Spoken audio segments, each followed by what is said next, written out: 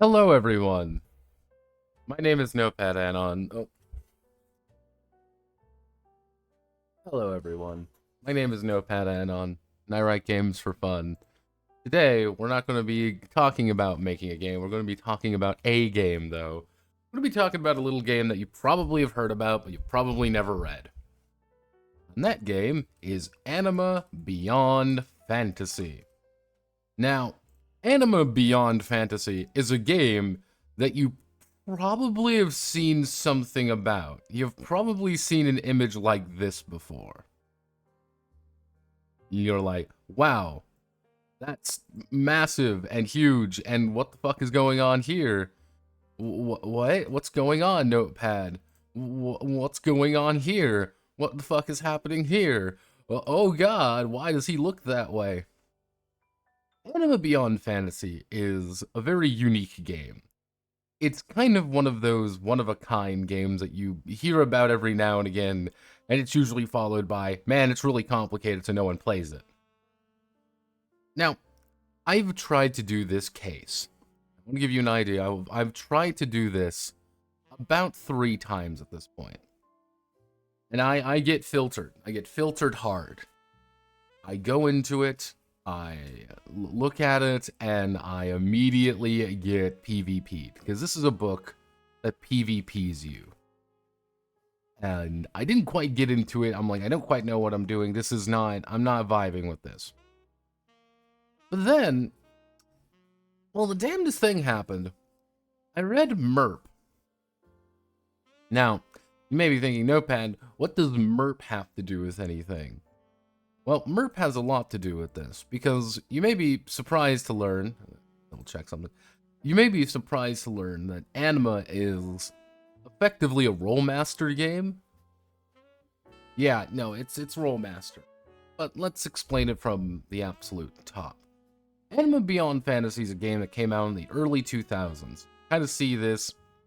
Came out in 2005. Yes, 2000 fucking 5. Year of our Lord. It was a different time. And the thing about Anima that's unique is that it came out of Spain. Yes, Spain. Now, we've talked about Spanish TTRPGs before. There are quite a few of these. Spain does have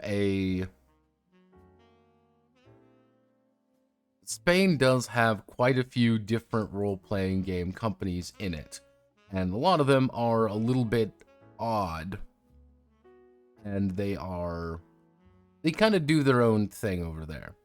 However, Anima Beyond Fantasy came by a company called Edge Entertainment. You may be wondering, who the fuck is Edge Entertainment? Now, Edge Entertainment doesn't exist anymore, because if you see here, they merged with a company called Ubik. What's Ubik? Ubik is I don't even know what the hell you call it. Whatever it is, it's dead. It was a French tabletop role-playing game company that made things. It was a publishing company. Just like Edge. This is the thing that's a little bit weird about this. Is Edge Entertainment, I'm going to bring up the Miro board for this because this is actually a little bit confusing. I want to give you all the timeline here of why things are a little bit messy. So, we go down here. We have Edge Entertainment. We have Edge Entertainment, and we have UKIB. No, So, Edge Entertainment, this is Spanish. Edge Entertainment is Spanish, Ubik is France. Edge Entertainment is the publisher. To give you an idea, there's a thing called the Anima Project. You really to figure out who the fuck is the guy who makes Anima, it's the Anima Project team. They publish through Edge Entertainment in 2005 in Spain. But later on, Edge Entertainment, back in 2008 roughly, merges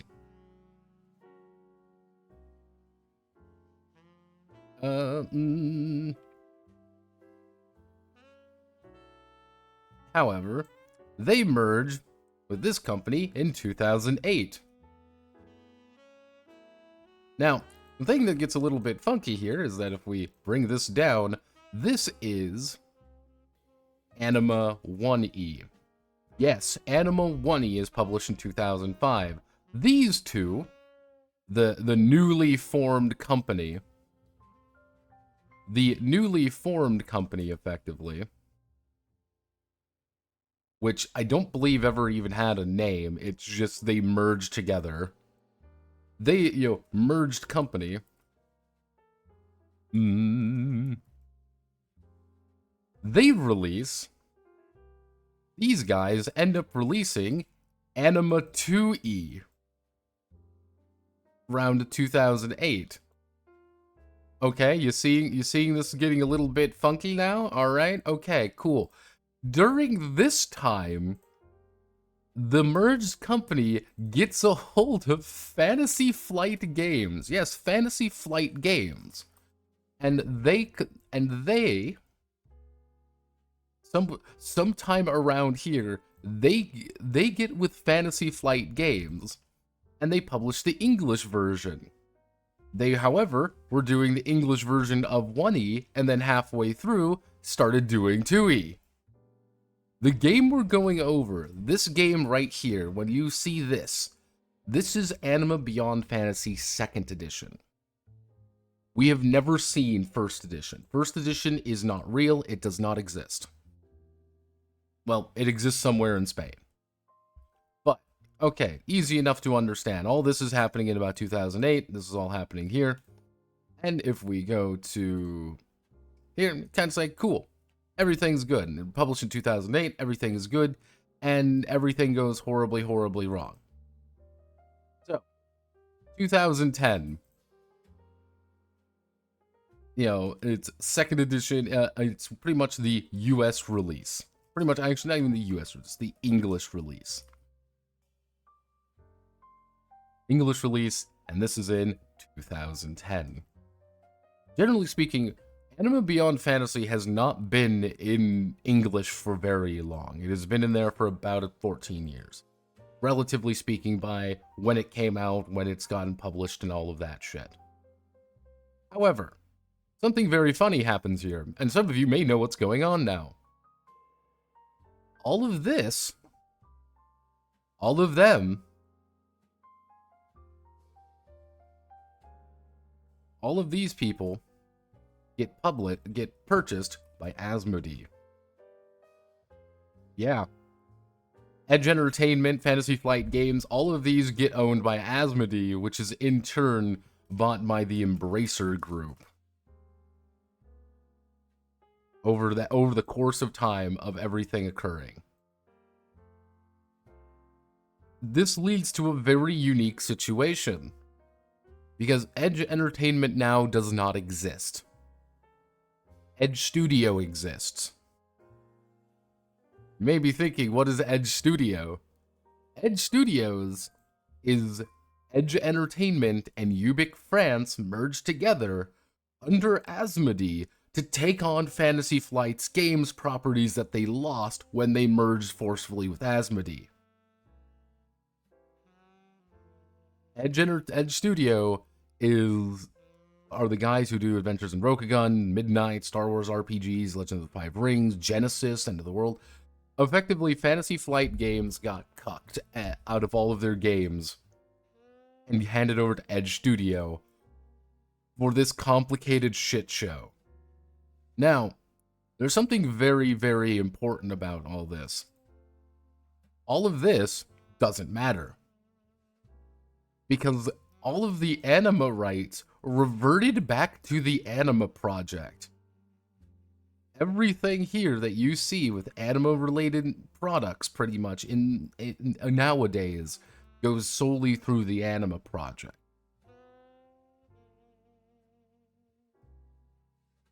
And this is Anima Project Studios right here. If you want to look at it, it's right here. You want to buy the PDF?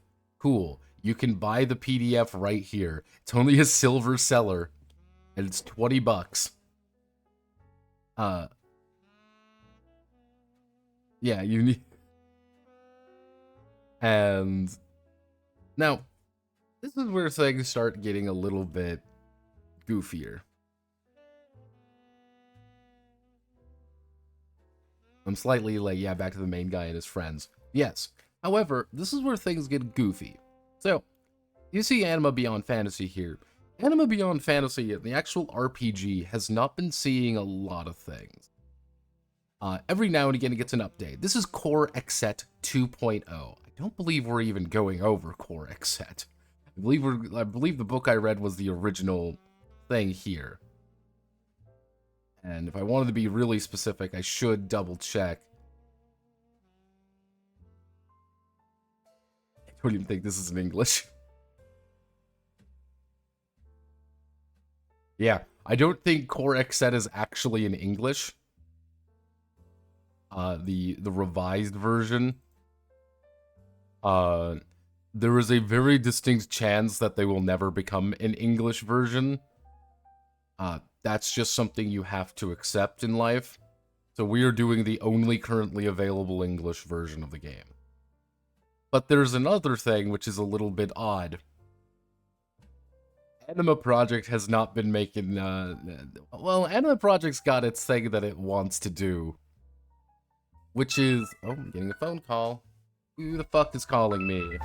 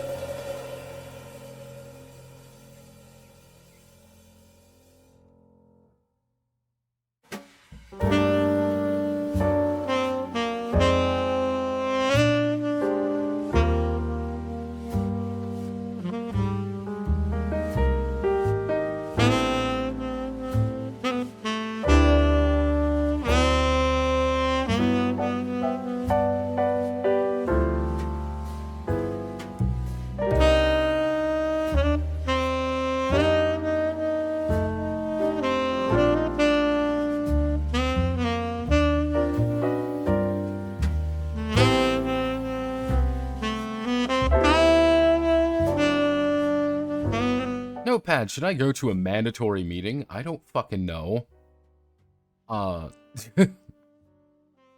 Please tell me you have Core Exet 1. No, Core Exet is not in English.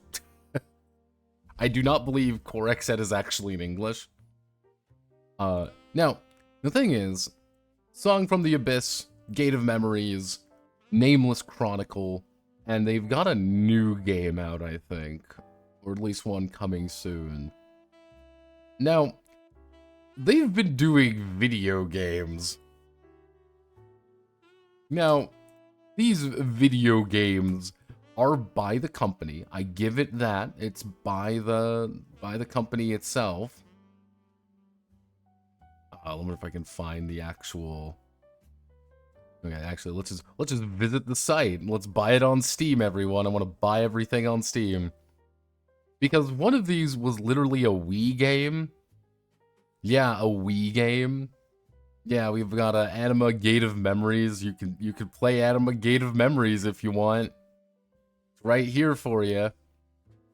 There was Kickstarter games. You want to buy the Nameless Chronicle. Good old fashioned, fucking PS3 core gaming as around here. And you see, it's all by the Anima project, and you see, the Anima Gate of Memories, Anima Nameless Chronicles, and Anima special editions. Then you get some like Stay at Home with Badland. But it's also, if you look here, it's like, yeah, here's Anima Gate of Memories, all a bunch of bundles and stuff. This is the one coming soon. This is Song of the Abyss.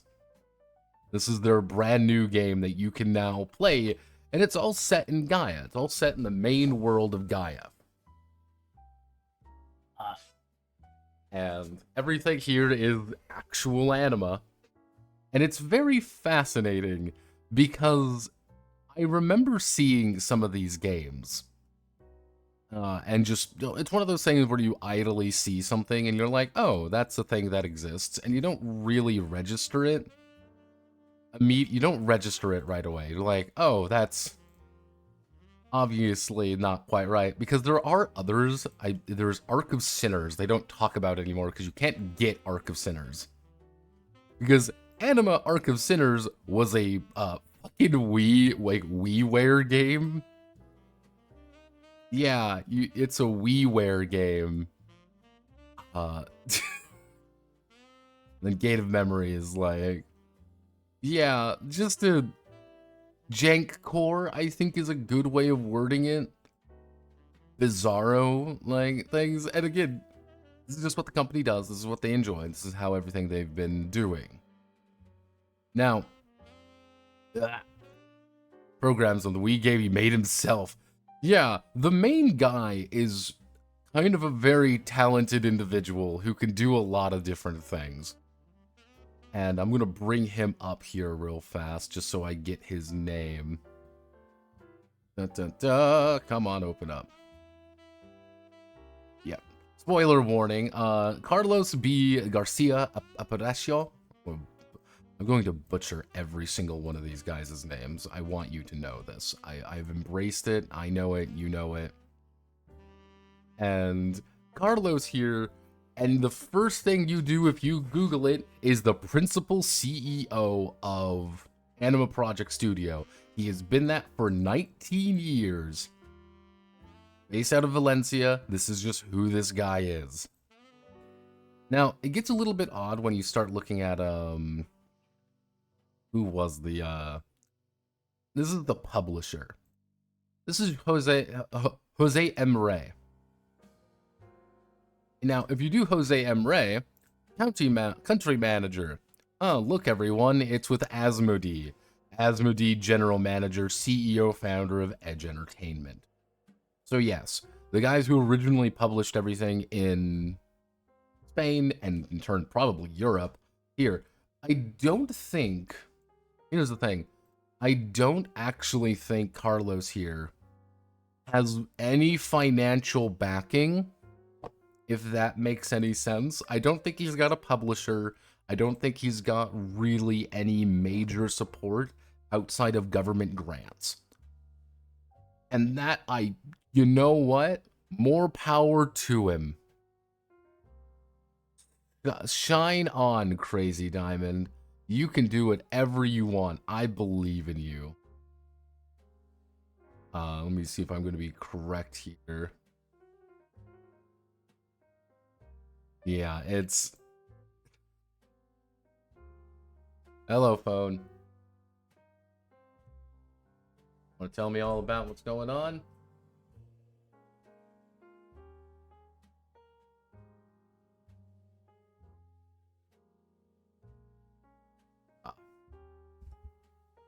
But that's kind of the current state of affairs with Anima.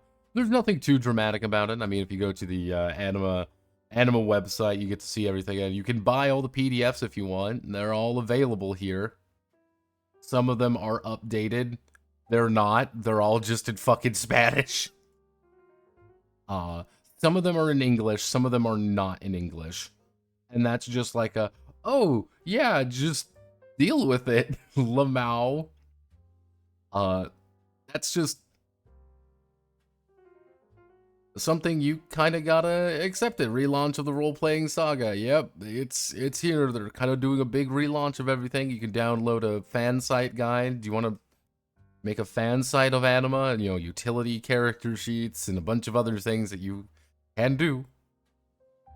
But that's just kind of the story. Oh, we got a manly co-host already. Yes, we have a manly co-host. Of course, I decided to make... No, that's a toaster. Ah! There we go. So, let's go back to the actual game itself. 2021, he uses Edge pretty much only chimes in to keep him focused and only talk money when releases come up. See, it gets confusing there. Because Edge Entertainment doesn't really exist anymore. It is a subsidy of Asmodee. And Asmodee does not publish anything with Anima projects. So I don't even think Edge has any, like, incentive with it, if that makes sense. But this was the entirety of Fantasy Flight Games collapsing in upon itself. That was 2022-ish. That's a couple of years ago. But let's do what we came here to do. Let's learn about Anima Beyond Fantasy. Now, remember, this came out in 2008 with the original version coming out in 2005. Now, all of the illustrations, and if you kind of see here, as you can see, all of these are links, by the way. And in case you're wondering, no, not a single one works anymore. Not a single one of these still works. That's just something you kind of gotta accept. But yeah, they have all of these. Everything is linked correctly with TV and art. I don't know what's going on there. Now, this is English editioning, as you kind of see over here, was made by Fantasy Flight Games. This was before Fantasy Flight Games, again, imploded horribly and everyone made fun of them. So, I'm going to give you the rough lowdown on the lore first, because the lore is fairly important.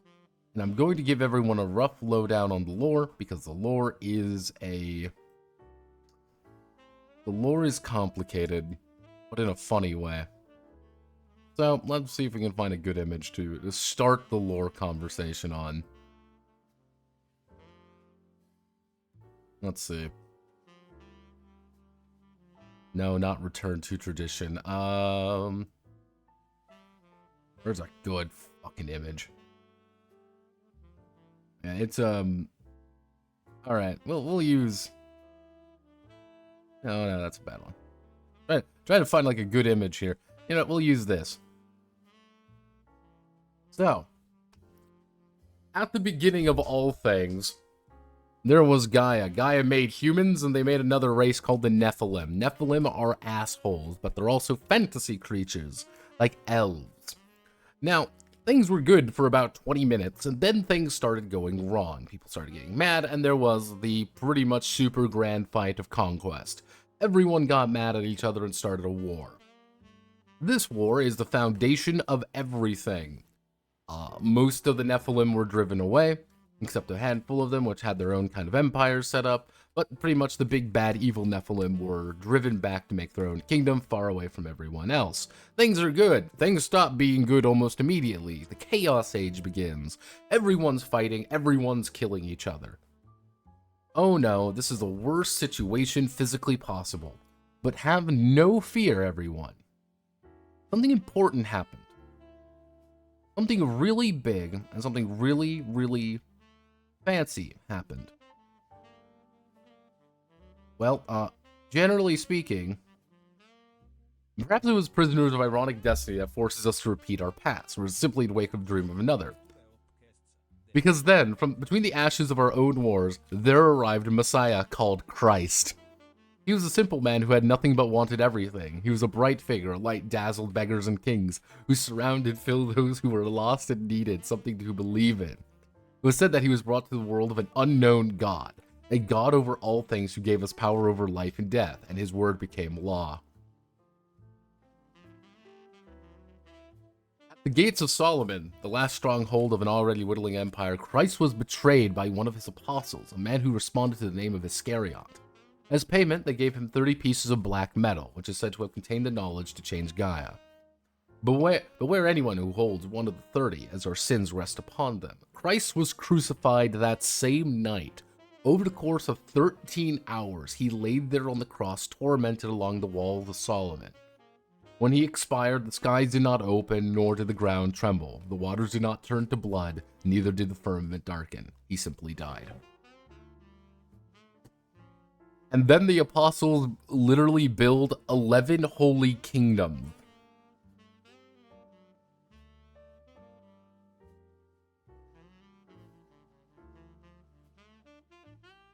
Something really special happened? Yeah, this is just an important note. This is not Jesus Christ. This is just Christ. But generally speaking, it's Christ.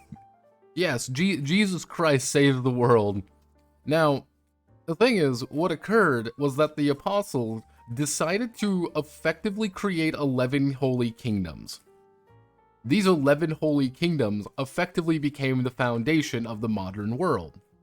This was, hey, we built a bunch of holy kingdoms to save the world. Things were it separated supernatural from his life. It was fuck magic. However, there was another kingdom, the 12th kingdom under Judas, under Iscariot. Effectively, they were united, rejected the Christian dogmas, which had persecuted them by the church. Barbarians, pagans, and wizards were converted into their armies. The Duke Zarist is effectively the super evil kind of sort of Nephilim that nobody really likes.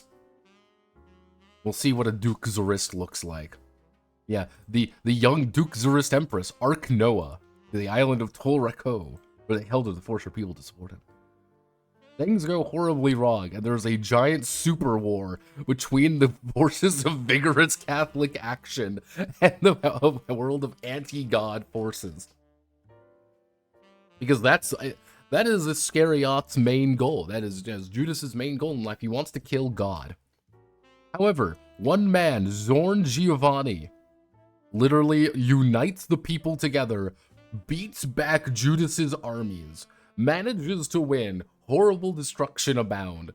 Hundreds of millions of people are dead. He literally rallies all of the remaining 11 kingdoms under his banner eventually and forms the Holy Abel Empire. Yes, the Holy Empire of Abel. And for legitimately a multiple years, that is what happens. This guy forms a super empire, and for 600 years, the Giovanni dynasty maintains power. However, things go horribly, horribly wrong. As usual, people grow tired, people grew angry, people enacted total death upon one another for very little reasons. However, generally speaking, this led to Elias. Elias took the crown. He didn't want to take the crown. He took the crown because he had to. Because the last actual emperor killed his fucking dad, and that was a no-no. But Elias was very sad because his wife died. And he was also tempted by Joan of Arc. We don't talk about Joan of Arc. Because women in this game are a danger, I've learned. He does that, horrible things go on, and then they crown Elisabetta, the child empress, as the new empress of the Empire of Abel. However, everything has gone to shit. Most of the Empire of Abel is in ruins or separatist movements, and magic is returning to the world. Get in there. That's kind of the basic lore of Gaia. Does it really matter? Not really. And it's something kind of weird to talk about when the lore is there to justify things of, like, yeah, you're having anime bullshit hours, fuck you. Hello. Shouldn't this be considered heresy? Nah, doesn't count, because it's not Christ. Remember that. It's not Christ. It's anime Christ. It's Gaian Christ. It's very different. Yeah, Carlos was 17 when he wrote this lore. His friends playing out to make it more realistic. Yeah, just to give you idea, Anima Beyond Fantasy is this man's hyper-autism project. This is something that he probably wrote for a Rollmaster campaign or a D&D campaign that he just forces his friends to play. Let me see if I can find the, let's see, where's the fucking... No, not the supernatural world.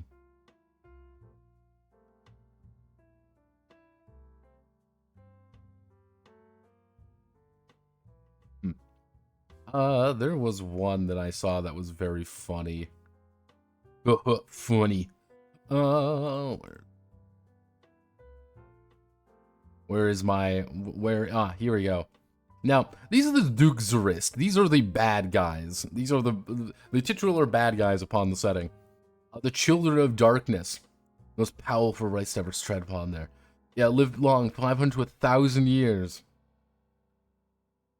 Now, this is the example Duke Zurist they give you. Yeah. As you can see.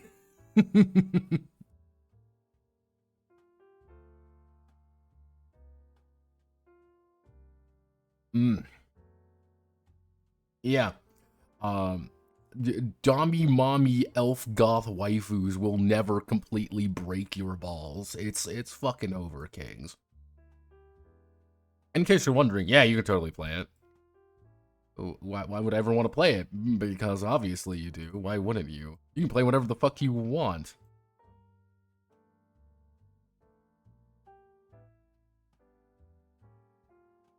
Can I ask your opinion on Knave 2nd Edition? A Knave 2nd Edition does exist. I've never read it.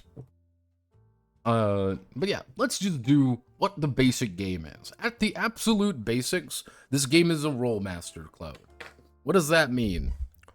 In Rollmaster, you take 2d10, you roll them, and you add them to whatever your stat is.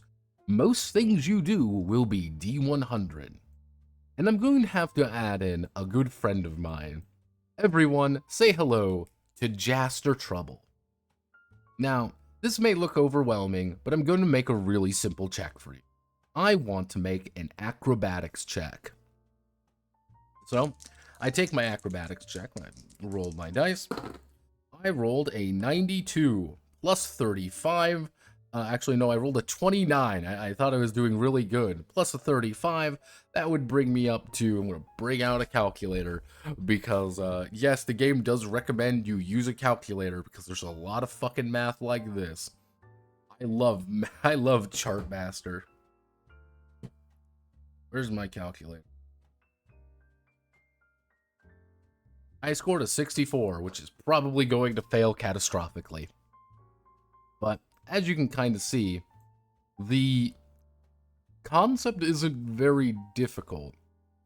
And it's like, okay, that's easy enough to make sure that it works. One of the big ideas is an open roll.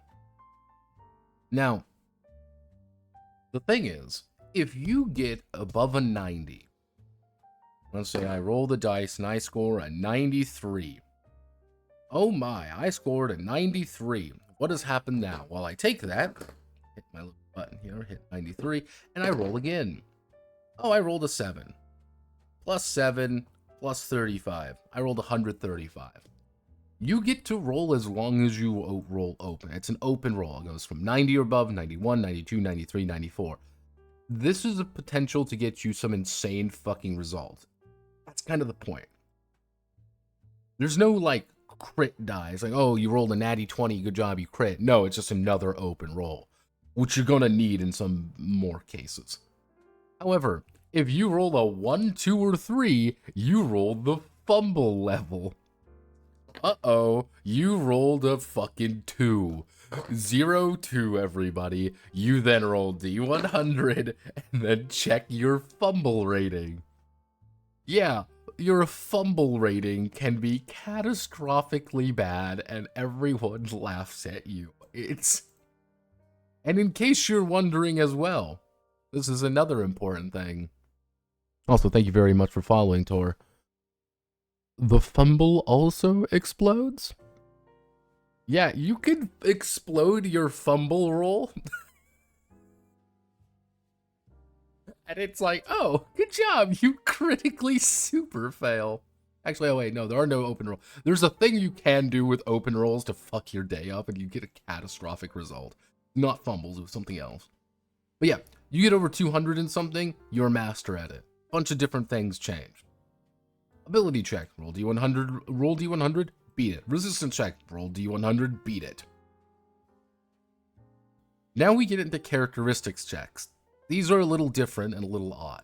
So, let's say for example, and I see here I rolled pretty well. Let's say I need to make a strength check. I'm going to take my die, I'm going to roll. I said I'm going to roll. I'm going to roll anything other than those two numbers. 8.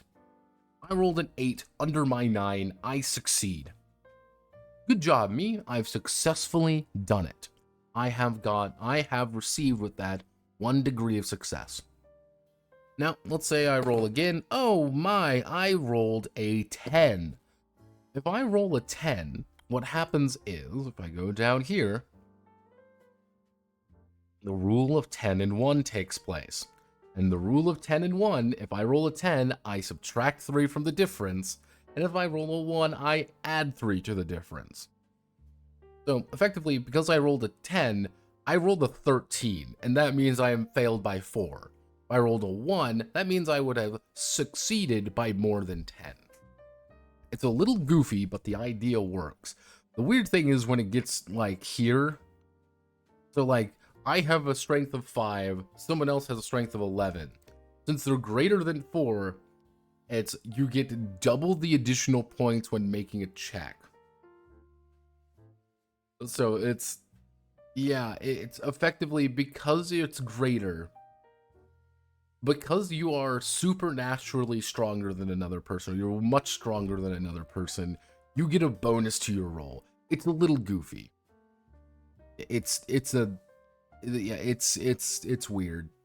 It's things like this that I think people get spooked with Anima about.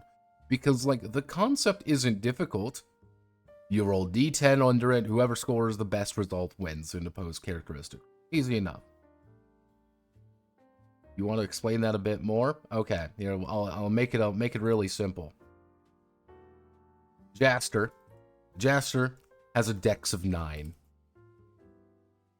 Yeah, Horace has a dex of 6. We both roll D10. Jaster rolls his D10, scores a 7. He scores a 7, that's +2. He's pretty much got a +2 success on it. You roll your D10, you roll a 7 as well. You roll a 7 as well, and you got a -1 success on it. Jaster beats you. That's all. You good? Okay. Let's do another thing. Horace. Why do I have a -1? What's 6 minus 7, Horace? It's -1. You have failed the roll. You haven't rolled under. You want to roll under this. That's kind of the very basic way. It's a roll under system when you're using a characteristics. Yeah, again, it's when you're using characteristics, you roll under. When you're using skills and 90% of other things, you roll over. You want to roll high. Characteristics is the only one that happens. Yep. Characteristics is the only time you want to roll under. However, they even kind of say, you're not going to be rolling characteristics checks that often. Yeah. It's very simple to understand. Whenever you are making a check directly against a characteristic, you roll 1d10. You want to do a race, it's probably going to be that, or maybe... But you can also use athleticism, which you probably should use athleticism. There are very few instances I saw, like, make a characteristic test. Very few instances of it. It's more of like, we're testing raw. Like, you just want to do, like, testing something really raw, rather than anything kind of skill-based. So, weird circumstances. Let's say, Horace still has his dex of 6. But we'd say the Gribbler, the Gribbler has a dex of 12. This beats Horace's thing by 4. So the Gribbler treats his dex as 14. Because it's so much higher than him, he gets an additional bonus. Because it's that much higher. Yeah, since the difference is greater, greater than 4 by 2 points, double those additional 2 points when making the check. Yep, you kind of see, he gets to effectively add additional ones. Technically, he would get 5 because it's above 6. If I remember correctly, it would be 4, 5, it would be 4, yeah. So he would end up with, I believe, 15, 14, I think he was 14 or 15. We roll. I roll 5. Horace, you rolled a 5. Congratulations, you have +1 success. He rolls a d10. He scored a 2. What's 14 minus 2, everyone? You're correct. +12. The Gribbler fucking kills you. Now, final situation. Jaster with his dex of 9, and Horace with his dex of 6. Jaster rolls a 10. Actually, let's say Jaster rolls a 1, and Horace rolls a 10. It does not count as a 1 or a 10, though. You roll a natural 1, effectively, it would effectively count as... it would count as -2, because you would reduce it by 3. So technically, Jaster has +11 successes. You, on the other hand, you would add 3 and convert it to 13, meaning that you would now have a -7. Yep, welcome to the rule of 10 and 1. It's not complicated, just worded by a psychopath. There's a few other funky bits in the game. There are a couple funky bits, and, like, it's one of those things, like, when you understand, like, this is just for a very select few kinds of checks, you never have to worry about it really after that. You're like, oh, okay, that makes sense. So, first thing we do, we make a character. Now, the character way of generating stats, there's 3 methods. Generally speaking, I recommend 2. I would recommend 2 to get a kind of more of a consistent result. Method 1 makes it so you get high fucking stats. This is Jaster stats. Now, mind you, 10 is peak human performance, like once in a lifetime athlete, like Olympic super athletes.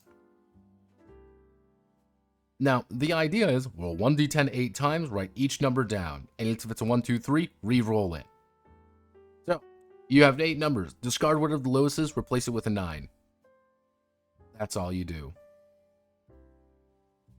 And, yeah, I rolled pretty fucking good, by the way. Yeah, 2 is kind of like an average result. Like, you just take the average, but you just roll 2d10 8 times, and you take the better result. You can still get low attributes, but not, like, your completely fucked attributes. I wouldn't recommend Method 3 for what the game is trying to do. Method 4 is your fucking lame-ass way of doing things. Is your baby bitch way. But yeah, generally speaking, kind of see these characteristic values. This is what you're actually writing in. As you see with a +10, I go here, I have a +15. Anytime my agility modifier kicks in, I add +15. Case in point, anytime my dex modifier kicks in, +15. Anytime my con modifier kicks in, That's pretty much it. Now, as you kind of see, Olympic level, 5 is the human average. 5, I would say, like, a majority of average characters you encounter, normal human beings, are going to have 4, 5, and maybe 1, 6. Using option 1, you will have 8s to 10s pretty consistently. Anything above 11 is supernatural, and they even kind of say strength of 15 can move a small mountain. Now, you have appearance. You just roll 1d10 for your appearance. Just roll it like a real hero. Jaster rolled above average. Now, generally speaking, you kind of see here, movement value of 10, fatigue of 5. Just basic derived attributes. This will change, and fatigue is weird. So, appearance, just roll a d10, figure out what your appearance is. And then size. Size doesn't really show up too often. Every once in a blue moon it shows up. Now, Jaster turned out to be size 18, And that means he is anywhere from 5'11 to 7'2 and 200 to 600 pounds.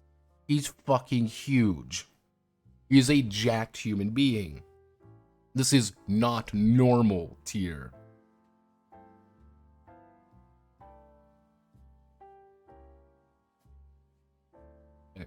Like, to kind of give you an idea, anything above 16 is the you are very much not normal tier.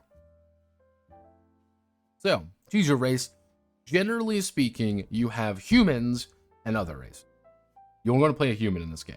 Most of the time, you will be playing a human, and then we determine some of our primary abilities. This is where things get a little goofy. This make a little bit more sense later, but I'm going to explain it the best I can. All of this character, see this giant, massive character sheet. Oh my goodness, it's 7 pages long. Holy shit. What the fuck is going on? All of this is really saying there are four categories of a character. There is combat skills, psychic skills, magic skills, and secondary skills. You will, depending on your class, have one that is a focus, and the other 3 are not focuses. Okay, we got that? This is all this is saying. This is all what this character sheet is really saying. So to kind of give you a better, like, even to kind of give you an even, let me see if I can find so this is your secondary attributes. All of this is your secondary attributes. You don't need to worry about it too much. Don't think about them too hard. Okay? We're good, right? We're good. I gotta think about them too hard. Up here is a majority of your combat attributes. Okay? Don't need to worry about it too hard. All of this down here, right here, wear armor, is also a combat attribute, but you also don't have to think about it too hard. There's a lot of information here, even down to things like, oh, hey, like, oh man, there's a bunch of key shit and fighters and stuff. What's going on here? This doesn't make any sense. Are you going to be playing a fighter with key? Maybe. If you're going to say, no, I want to play a psychic, ignore all of this. You don't need it. And they obviously have equipment. Hey, you want to play someone with psychic powers? Use this sheet. You want to play someone with magic? Use these 2 sheets. That's it. You're good. You're done. You beat it. A lot of information in one place. But yeah, you kind of, even like psychic abilities and supernatural powers are a little bit different. And you're going to see where things get a little funky. Effectively, every archetype is going to have various focuses of what they want to accomplish. As you kind of see here, I want to play a fighter. Here are all of the fighters. I want to play a prowler. Here are all the prowlers. These don't do anything. They just tell you what you should be spending your points on. Because at the end of the day, you have 600 character points. 600 character points is fucking nuts. Now, this is probably one of the most complicated aspects of the game, and I'm going to explain it the best I can. Every class has this number here. As you have 2 in athletics, got 2 in perception, I've got 3 block, 2 dodge, 2 attack. Okay, easy enough to understand. What this means is how many development points it takes me to raise it by 1. My dodge is worth 120 development points. My attack is worth 110 development points. Because this is 2, because this is 2. Now, as you see here, my intellectual, anytime I want to boost up any of my intellectual skills, it costs me 3 development points to increase it by 1. You say, well, that's kind of not very efficient. However, some classes have 1, which is 1 DP for 1 advance. You seeing where things are going? Good. What gets a bit goofy, and this is what the game does not do a very good job of explaining this to you. is that classes, like let's say the Acrobatic Warrior. The Acrobatic Warrior can only spend 60% of their DP on combat skills. The remaining 40%, or any amount really, this is like the max 60% DP. Anything else can go, but only max 50% of your DP can go to psychic or magic skills. Those are the hard limits. You can only spend 60% of your magic on your development points on combat skills. Only spend 50% of your DP on psychic or magic skills. Only spend this amount. Now, there's really no limit to your secondary skills. So if you want to take a shit ton of secondary skills, you can. As you kind of see here, I spent a lot of my points on secondary skills because I wanted Jaster to be pretty decent at a lot of things. But that's kind of the nature of the beast. But this is very confusing because the points can change pretty drastically between all the classes. They don't do a great job of explaining them. Yeah, so limits of offensive, defensive. This is, again, one of those things that's not great. Limits to offensive and defensive abilities. Never spend more than half his DP total on attack and defense abilities. Attack, block, and dodge. 60% for 360. She cannot spend more than 300 DP on attack or dodge. Why is this the case? The case is very simple. The game doesn't want you to burn all of your points on this. This is a way that the game is trying to protect you. And it's done in a weird way. Even down to the thing of like, oh yeah, there can't be any differences between, there can't be a 50-point difference between attack and defense. You can't have, oh hey, if you have an attack of 90, you can't have 140 block or dodge. Why is this the case? You have to increase your attack. The reason for this is very simple.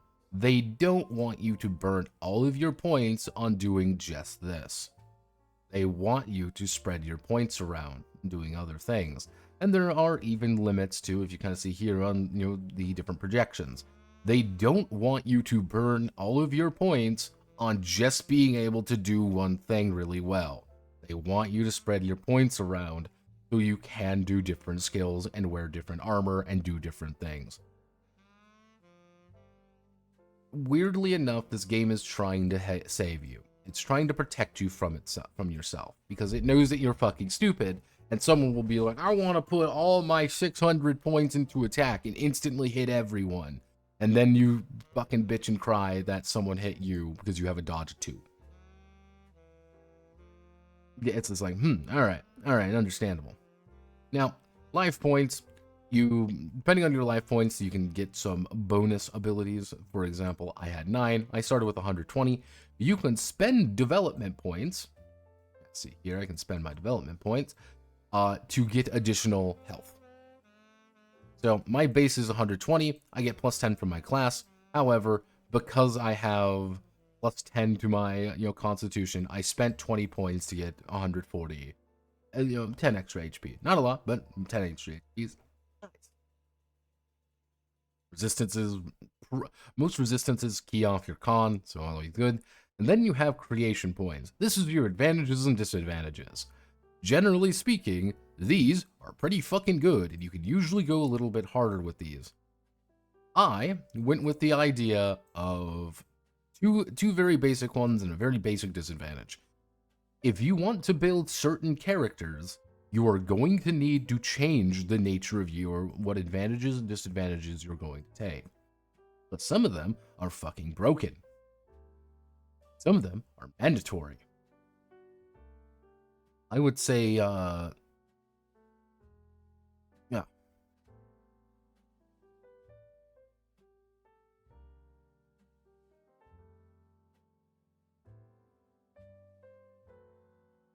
Probably it's things such as also,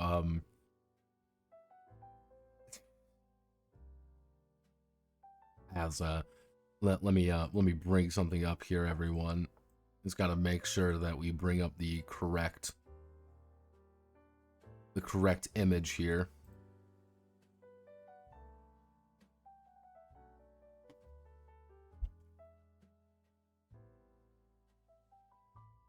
There we go.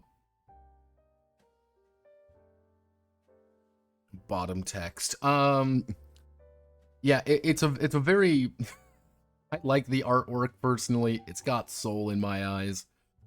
Just understand our deep wave edits are hell yeah, we love creation points. Wait, development points depend on a stat? Nope.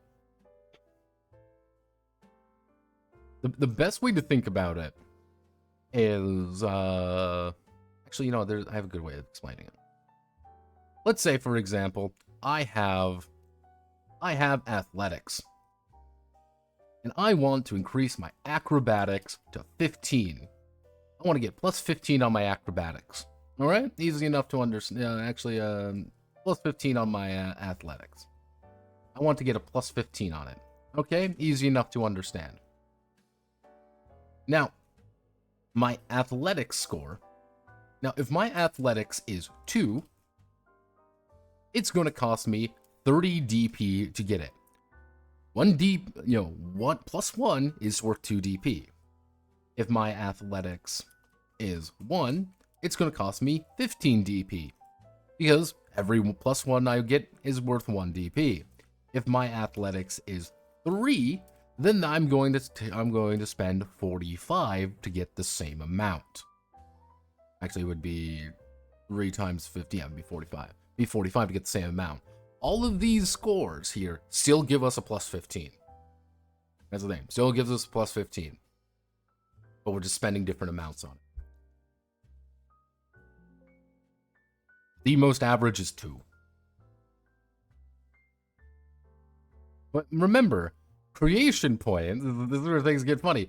Creation points are not development points. And you cannot buy creation points with development points. These are different. Remember that. These are different. Your creation points are just kind of the way to give you some bonuses and benefits. Generally speaking, it's going to be about 2-1. You're probably going to take 2 advantages to 1 disadvantage. Now, some of these are insane, like, hey, access to natural psychic powers, or hey, you have, you increase a characteristic to 9, which is pretty fucking good. Alternatively, you get things such as martial mastery. You want to know why martial mastery is good? Because you take martial mastery to begin with, and you unlock key abilities right away. Normally, you wouldn't be able to. So if you want to be a thief with key abilities, you take martial mastery. You take martial mastery 3, and you become a kung fu wizard. There's nothing anyone can do for it. Or hey, you just have jack of all trades. You don't actually get any. You don't get any of the negative 30 penalty for not spending DP on secondary abilities, and you also receive a special plus 10 in all secondaries. For 2 points, you get a plus 10 in fucking everything. But if you do that, but mind you, if you do that, you don't have starting wealth. You don't have an uncommon size. You don't have mystical armor. You don't have something else. You are always trading one thing for another. Now, I went with danger sense. Pretty much no one can ambush me. And quick reflexes, quick reflexes give me a bonus to my initiative. Anytime I roll initiative, I roll 115 plus 115 now. There's a good chance I can ambush people in the middle of combat because of how fucking fast I am. And you can have both key and magic. Yes.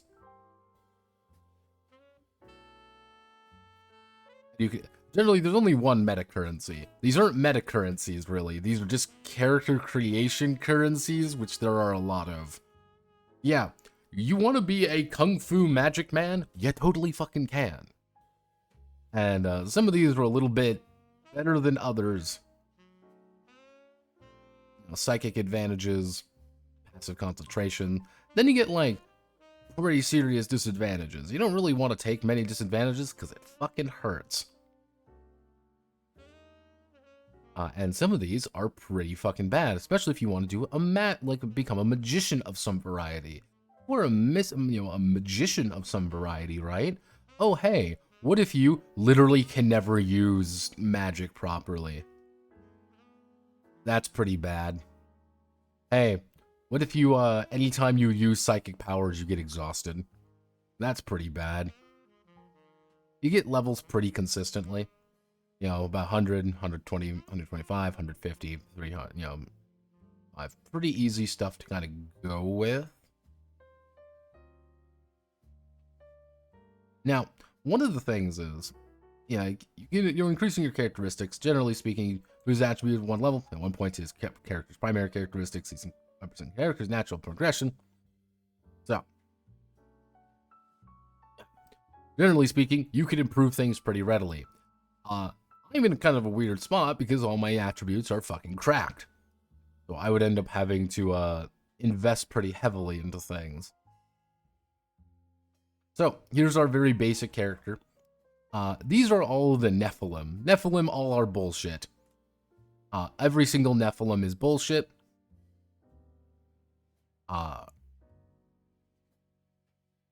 Yeah.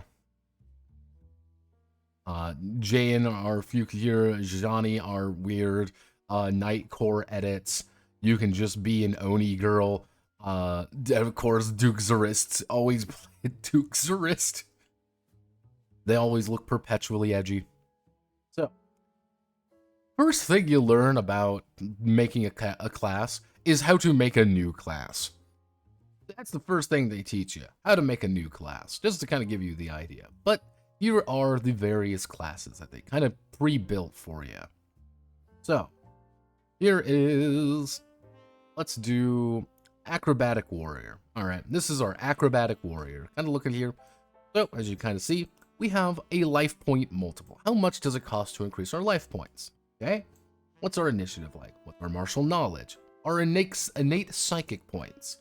We only start with 1. What's our primary abilities look like? Supernatural abilities. These guys, Acrobatic Warriors, are not really supposed to be a magician. Being a psychic's not entirely impossible, but it's possible. They're pretty much your, very basic character. Contrasting them is warriors. Warriors are pretty basic. Generally speaking, I want to smash people in the face. I want to be fast and smash people in the face. Then you start getting into paladins. Paladins can do a lot of different things that normally you wouldn't be able to.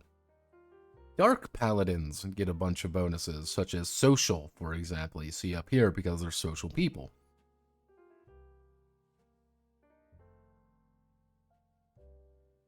Yeah, there we go, you want to do that. Or a weapon master. What are the weapon master's gimmick? Well, you want to have as many weapons as physically fucking possible. So what are you doing? Getting as many weapons as physically fucking possible.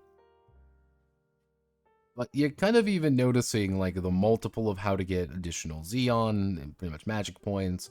Hey, I want to get, different armors. I want to get different things. The Weapon Master is pretty expensive to actually pick up key, so he's never going to want to really do that. On the other hand, he's also picking up a bunch of innate bonuses that he normally wouldn't get. I want to play a key asshole. This is how you play a key asshole. Now, some of these are a little bit goofy in the way they handle things. Like thieves, who are skill monkeys, and get a bunch of fucking skills. On the other hand, they really fucking suck at getting magic powers. Or fighting. Or doing literally anything that isn't thieving. Assassins, on the other hand, have no fear, just invest everything in going sicko mode. Then you have warlocks. Why are warlocks interesting? Because you're going to burn a lot of power building up supernatural superpowers.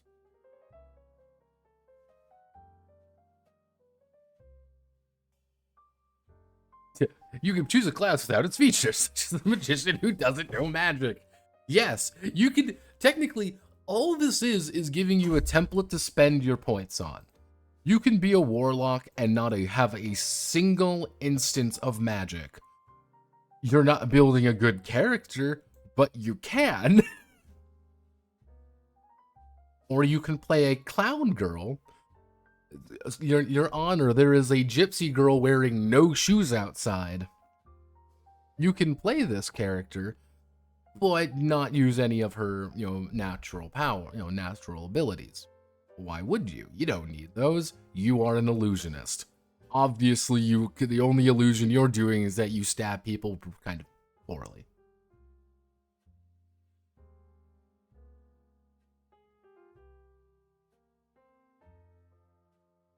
Yeah, mentalists, warrior mentalists, or you can just play a freelancer. What's the freelancer's job? Being average at everything. Yep. That's your superpower. You're the most average man alive. Yep, that's all you get. You get a bunch of innate bonuses.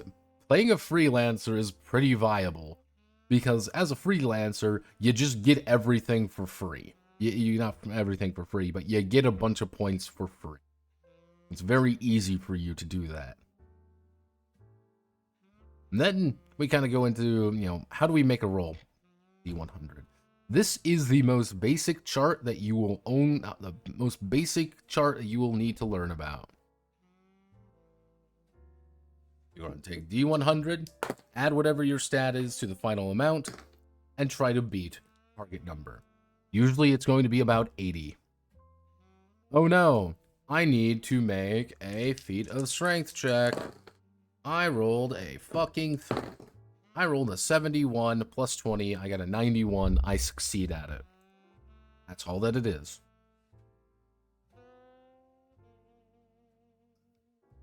You kind of see here's what the fumble is. Tragic failures. I kind of like it, even though it's completely, complexity is eye draining. It's one of those things where it's a game trying to give you every single option at once.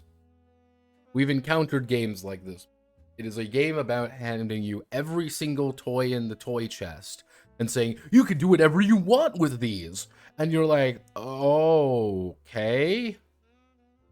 Can I do this? Oh, yeah, of course. How do I do it then? No, you just assign points. How? Just assign it. Okay, I'm going to... No, you're gonna break your character. That is legitimately how this game reads sometimes. We're helping. Don't do that, please. You will make a terrible character. But a lot of this makes sense. Here's the thing. A lot of this makes sense when you realize this is 2nd edition. There is a... Once you realize this is the 2nd edition of the game, things start making a little bit more sense. Because it's like, oh, wait a second. There's kind of an assumption that we need to add more shit. Because if I were to be a betting man, a betting man of 1st edition Anima, probably there was the warrior, there was the paladin, there was a Tau, a ranger, a thief, a wizard, obviously, a summoner, and a mentalist. And maybe the freelancer. Let's just cut out half of these options. Oh, all these races here? Probably these weren't even here. Or they were somewhere else. They were in an expansion book that came out right after 1st edition came out to add in all of the cool fantasy races. Once it kind of dawned on me that that was the case, you're like, oh, okay, that makes a little bit more sense. Like, I see what's going on. Yeah, if you, yeah.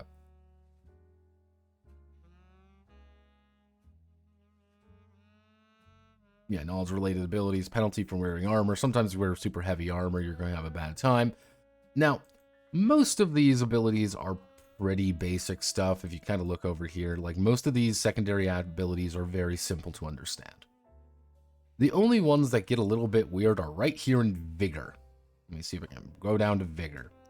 Because Composure is, hey, something is mentally affecting me. Composure can actually build into other things. If you have absurdly high composure, you actually are able to resist magic bullshit a lot easier. Withstand pain, it shows up quite a bit, mostly to stop from bleeding to death. And when you take a horrifying critical hit, which is not as common as you think. And then kind of like feat of strength is like, oh hey, how do we use our muscles to do things? It's a little bit like okay, that's a little bit odd. But then you have like most of the skills are pretty easy to understand. Very 3.5. If you understand what I mean by 3.5, here's a bajillion skills. Some of them may show up, some of them may not show up. It happens. Now, they again give you, oh yeah, you want to create some new secondary abilities? Yeah, go for it. What? Yeah, go for it. Just make some more. Just make whatever the fuck you feel like. And that also kind of tells me, here's the thing. If you're playing this game, and you're like, okay, here's we're playing and we're having fun.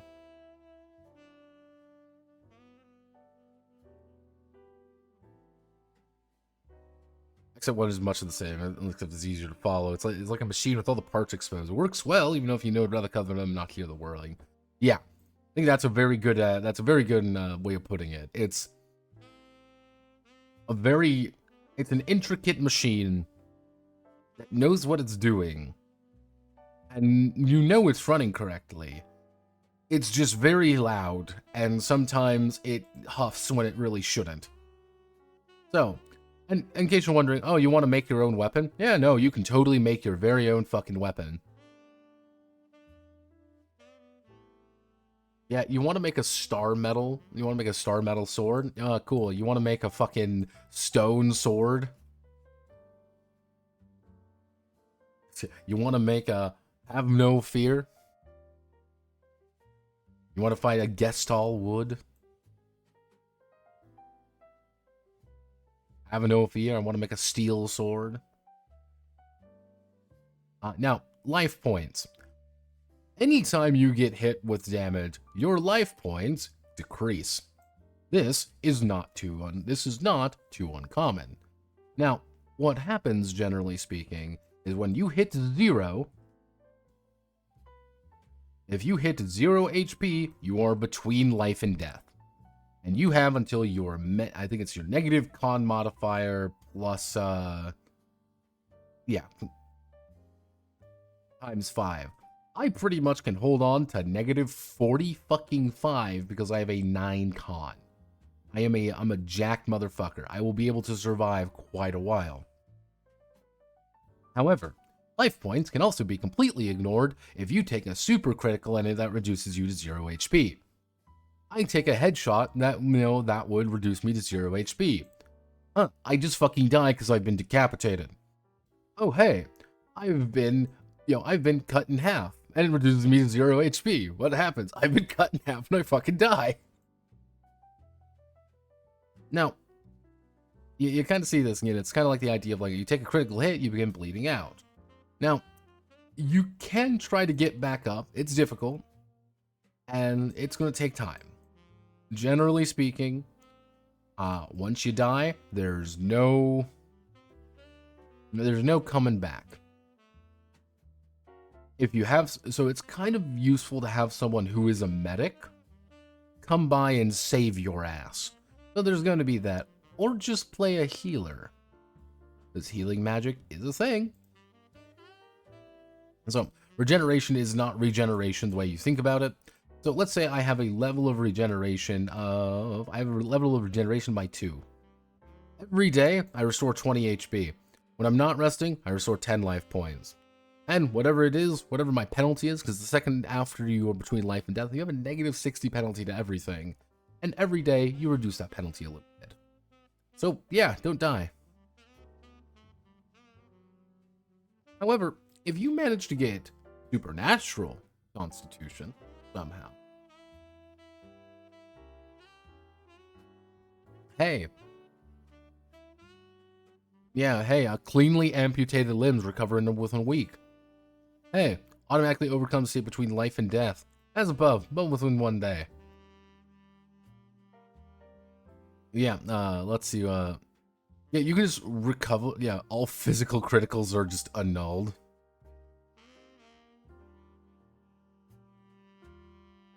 Yeah, you could just get, you know, if you're fighting something with insane regeneration, this is what you're fighting.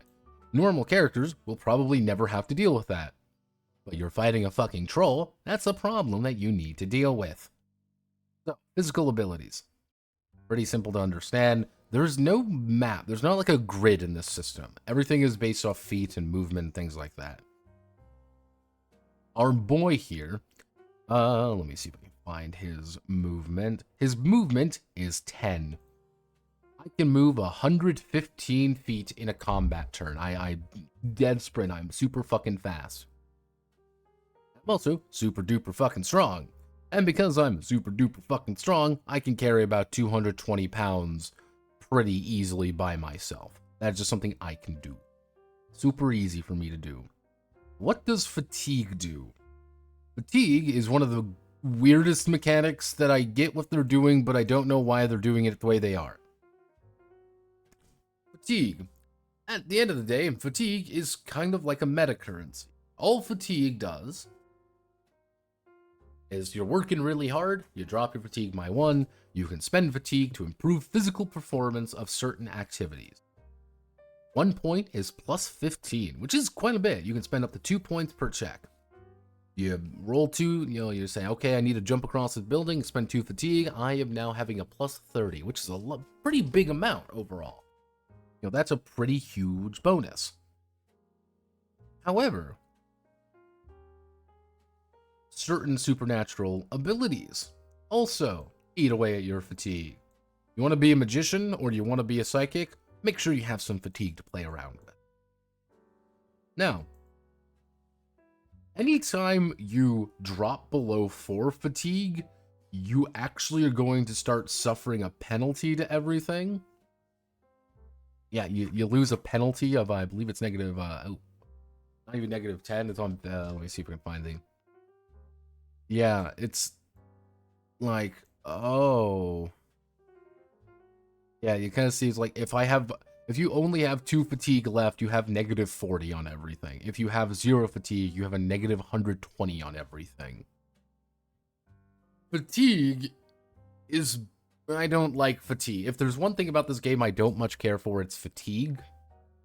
And if I were to be running an Anima game, I would effectively say, you get half your constitution as fatigue. If you reach 0 fatigue, you take the you take the negative 80. You know, you take the negative 120 then. If you reach 0 fatigue through work, so but you're never gonna burn yourself out like that. That's what I would end up doing. Just because I'm like, the fact that you can lower your fatigue to a point where you cripple yourself is kind of weird, but it's like you're encouraged to spend it. Let's talk about combat modules, because I'm going to give you a secret. All of this shit, you know, your dodge and your attack, that covers 1 weapon. You got 1 weapon up here. This is your 1 weapon that you're actually trained in. Every character is trained in 1 weapon they're pretty good at. That's kind of the idea. I have a saber, because inadvertently, Jaster turned out to be a... To give you an idea, Jaster started off trying to become Biff Strong Huge Sword Man and ended up just becoming the Prince of Persia. I don't make the rules, I just go with the flow. So, what modules do is pretty simple. I have a saber, I'm trained in my saber, I am using a longsword, for example. I'm trying to use a longsword, I take a negative 20 to my attack. Why is this the case? You're not trained in it. You are not trained in using this weapon correctly, so you take a negative 20 to it. This is pretty serious. Hey, you don't know how to, you know how to use a longsword, which is sword. On the other hand, using a bastard sword is a little bit complicated because it's sword and 2-hand sword. And so you take a bigger penalty to it. I have no idea what the fuck how to use this mace properly. I'm taking a big penalty to this. Like, hey, I want to try to block ability tries to dodge an attack, or vice versa. -60, two abilities are based on different characteristics. It's like, oh. However, you can buy these modules. If you buy a module, you're effectively saying, I am being trained in something else. For 10 DP, I can use another weapon of the same class. I am trained in sabers, I can now use long swords. I'm trained in maces, I can now use warhammers. Kind of basic idea. Abilities, okay. Learning just how to use unarmed, or just completely different types are not, use. Just an entire class of weapon. Or projectile weapons, or improvised weapons. But you can also buy archetypical weapons. You want to play a barbarian, you invest 50 DP and getting all of these, which is cheaper than just buying them individually. You want to play a gladiator, you want to play an assassin, a soldier. Or you can say, wait a second, I want to have a style in certain things. Well, have no fear. This is my precision attack. I can reduce the penalty. If I want to do a very particular situation. I want to increase my disarming attack to be better. And yeah, you want to use magic as a way of fighting? Yeah, you can. You gotta buy it.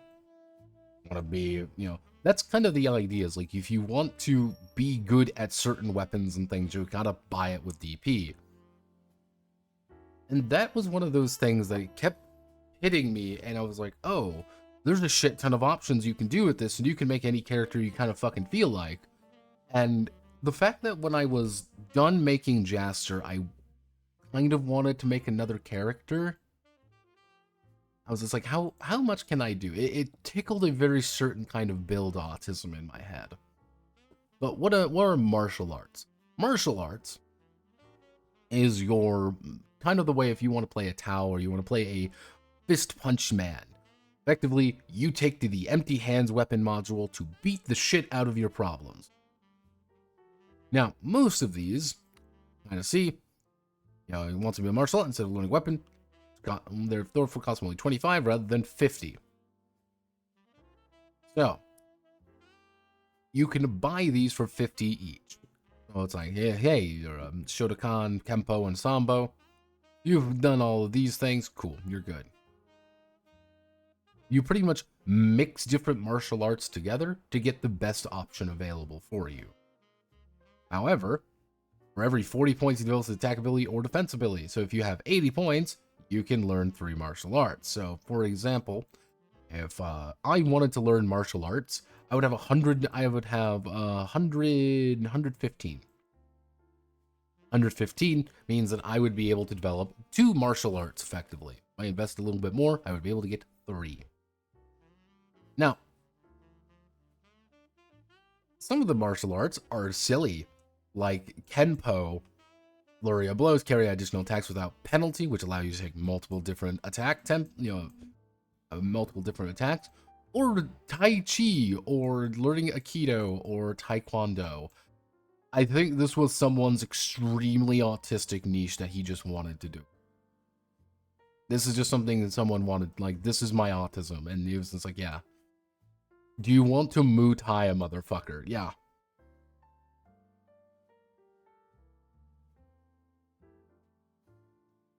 Yeah, you want to Muay Thai and break someone's spine? Yeah, you can. You want to combine that with Tai Chi? Yeah, okay.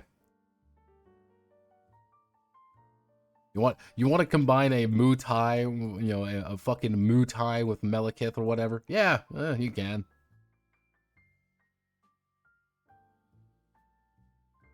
Like, yeah, no, of course. You want to you want to invest in some of these other bullshit abilities, which are all the special ones. Like, yeah. Style use skill. One of the most complex martial arts in the world.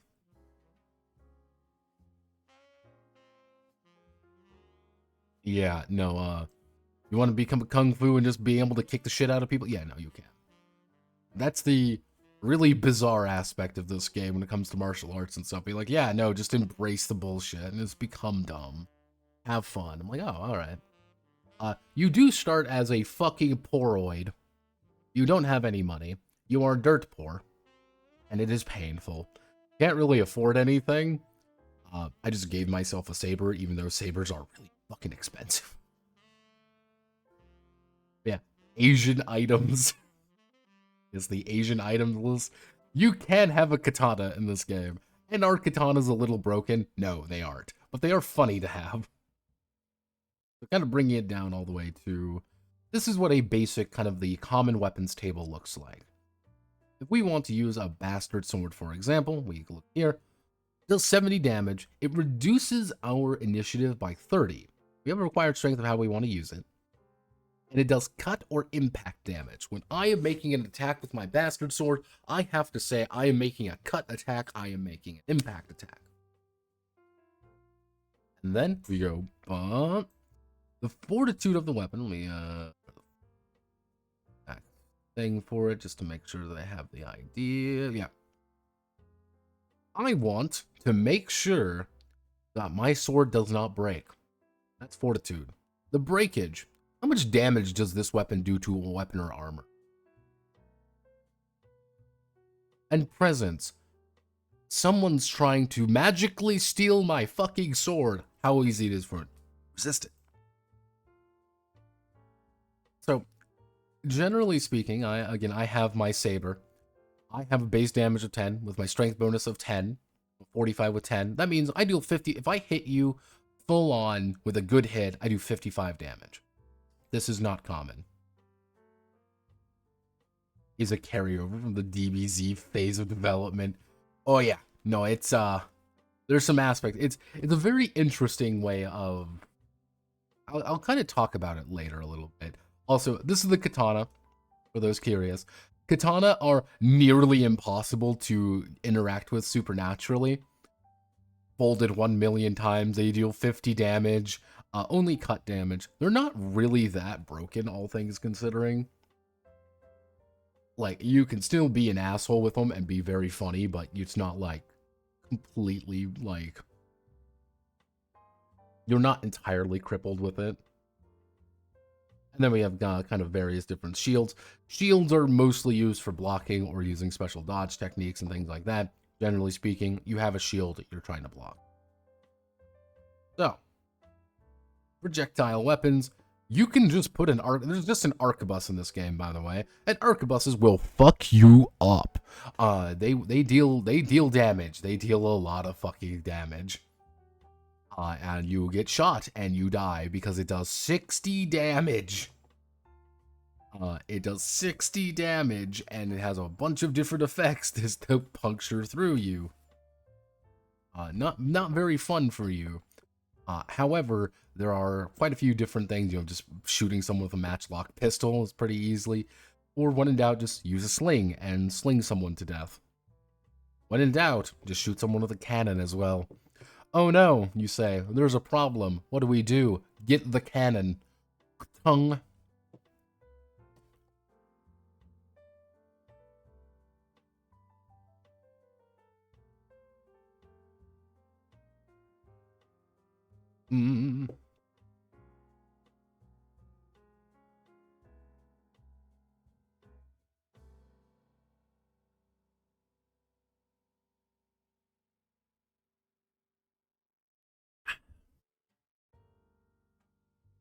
Yeah, the arquebus can probably kill someone in one shot. So when in doubt, just shoot them with a gun. Always remember the super technique that solves all crises. Shoot the problem with a gun. Hey, if we can kill Goku with a laser gun, we could kill you with a fucking handgun.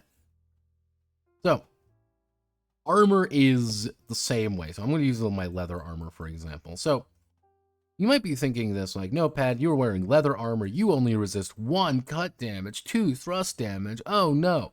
No. This effectively changes your combat resolution chart where you are on that. It makes a little bit more sense in context. Effectively, if I get hit with a weapon, it's the likelihood of me taking more damage is reduced because I have cut 1. The amount of damage I'll take because it's thrust 2 is drastically reduced. Yeah, that's kind of the idea there. You're not really going to get huge, and you're like, oh man, I'm going to get like super cool armor right off the bat or whatever. Because you have to invest in armor, into the wear armor level. Yes, there is a skill called wear armor. This is wear armor. And yes, this is treated as a skill. I can wear any armor up to 22. So I look down here. Roughly speaking, I can wear up to hardened leather with no penalties.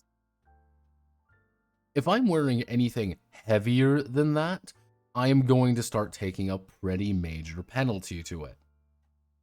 It's I take a pretty major penalty, you know.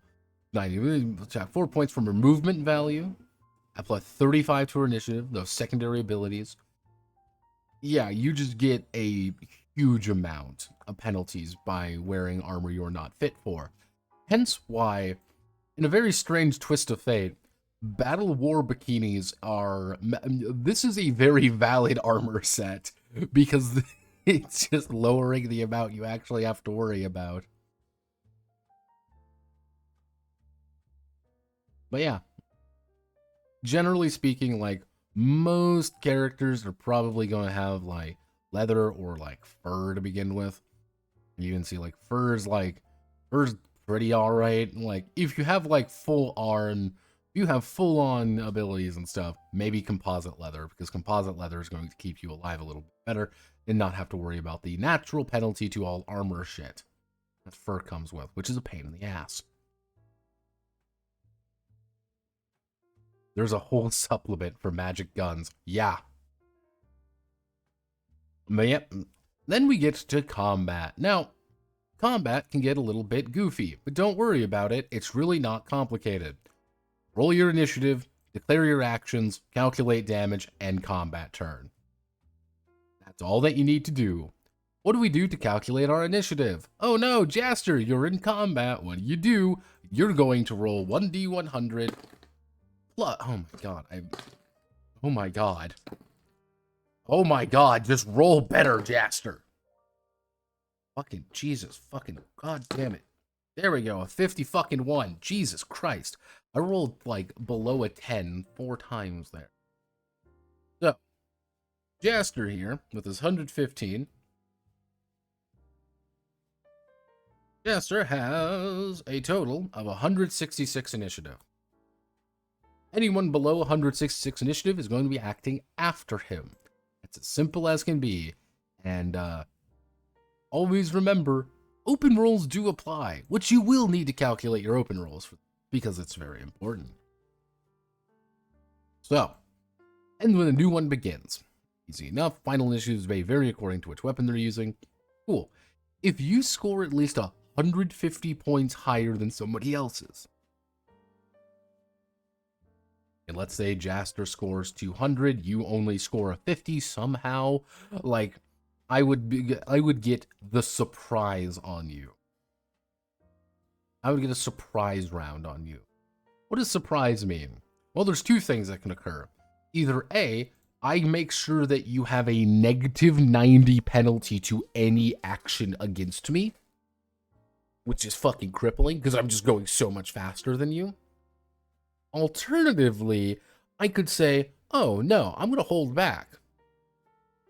You're not going to take the negative 90 anymore, but if you do any action I don't want you to do, I can interrupt. Oh, he's going to attack my friend. Oh, well, I'm going to interrupt him and stab him in the back. Because I got surprise on you. You're like, oh, all right. One thing about this, though, is that you will be re-rolling initiative at the start of every round. That may seem like it's going to take forever. It surprisingly doesn't, because of how actions are resolved, otherwise known as very awful and bizarre. So, basic idea. You get two actions, sort of. You get an active and a passive. Hey, what's a passive action? I'm walking, I'm talking, I'm doing something basic. Automatic, don't need to calculate it. Then you get active actions.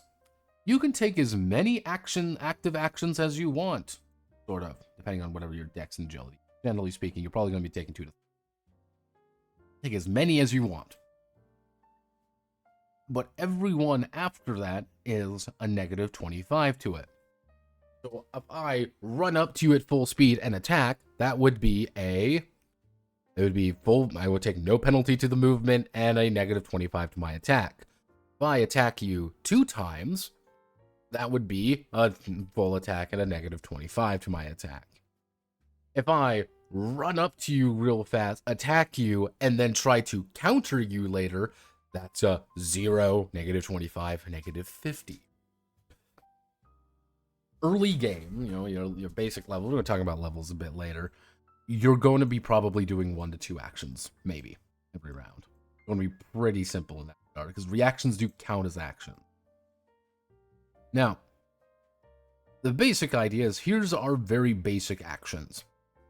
Attacking an enemy, active spells, physical abilities, or do full moves, active secondary abilities, and things like that. Pretty easy ideas.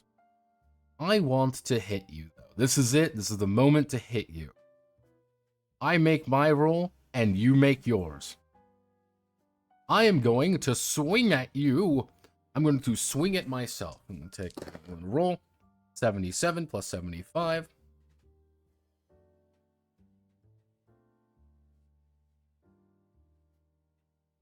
I scored 152. Let's do my defense. I'm obviously going to be dodging. I rolled a 70. 70 plus 80. I beat that person. I managed to hit myself with +2. Because it's whatever your defense is, whatever my attack is, minus your defense. Now, most of the time, you're going to be consulting this chart. Welcome to the combat table.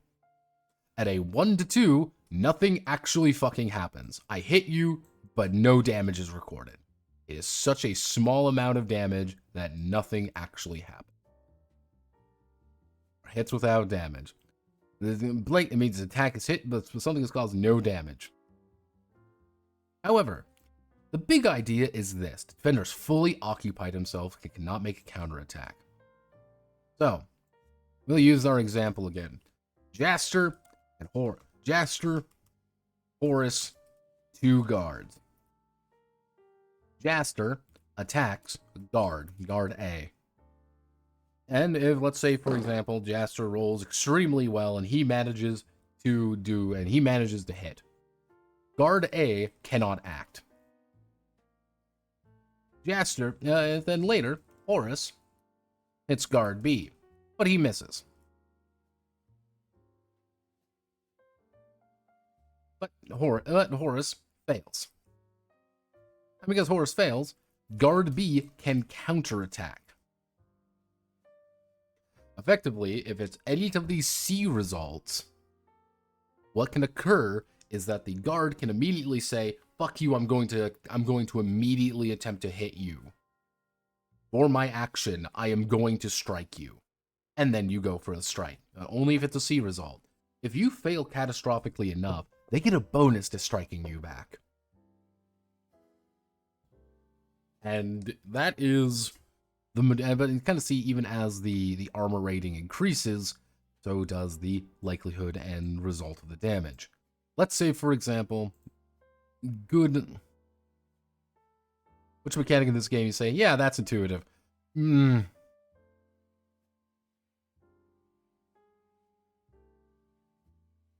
Yeah, I'll explain later. I'll explain a little bit later what Anima is in some interesting ways. So, let's say, for example, you get hit. I hit you for 50. I'll do whatever 50. I do 50% of my damage. That's all it is. Because here's the thing with this. Because 4 people have acted, the guard A can't take any action. Guard B has already made his reaction. Horus has acted, Jaster's acted. We immediately go into round 2. That's where things started getting weird with the initiative system. That's why I mean this gets very strange. Because effectively, whoever acts first gets a huge advantage. because they get to be active, but other characters can also just say nuh-uh and really get you in that. It's interesting, and it makes speeding up combat a little bit more reasonable. Yeah, hey, you're so busy guarding you can't take an action. As long as you have rolled above a 1, they cannot take an action. You're eating an action up, which is a little bit lower. But let's say again, you take 50. Let's say I hit you by 50%. And with 50%, I deal 50% of my final damage of 55. So I have a little note here. I would deal 28 damage to you. 28 damage doesn't seem like a lot, but it is a lot. Mostly because most enemies don't have that much health, relatively speaking. Like, you have to score by up to 100 to, like, 100 up to really get a good result on it. And it's like, okay. Yeah, that's one of those things that's a little bit weird about the game when it comes to its combat system. Because there's going to, like, two equally matched opponents will not hit one another unless someone scores a big hit. Yeah, it's like, okay. Yeah, you're like, wait a second. So, you know, kind of even see his attack ability 20, guard dodge is only 60, rolls an 86, final attack of 206, guard roll 44, 104, it's 102. And it's, you look at it and you're like, oh, like two equally matched enemies will barely hit one another, it'd be almost, until someone rolls an open roll and gets a big hit in. Or you start doing these huge results, get these numbers way bigger. Part of me thinks that's on purpose. Another part of me thinks it's not on purpose. But they do tell you about how much damage everything actually does. Here's a full chart of the actual damage for everything. Why is this here? I don't know. Yeah. But there's also a bunch of things that you can do to improve your odds, and you kind of have to use these. Hey, there's an enemy that we can't fight. Flank him. Get behind him and stab him. Hey, put him at a weapons point. Don't even get the drop on him. Get the drop on him, put the knife to his back. What's he gonna fucking do? Parry this motherfucker. You negative 120, how much damage did you roll? Oh, I rolled a 90 fucking 8. Oh no, let's roll again. How much damage did I do with a 98 plus 69? At sword point on.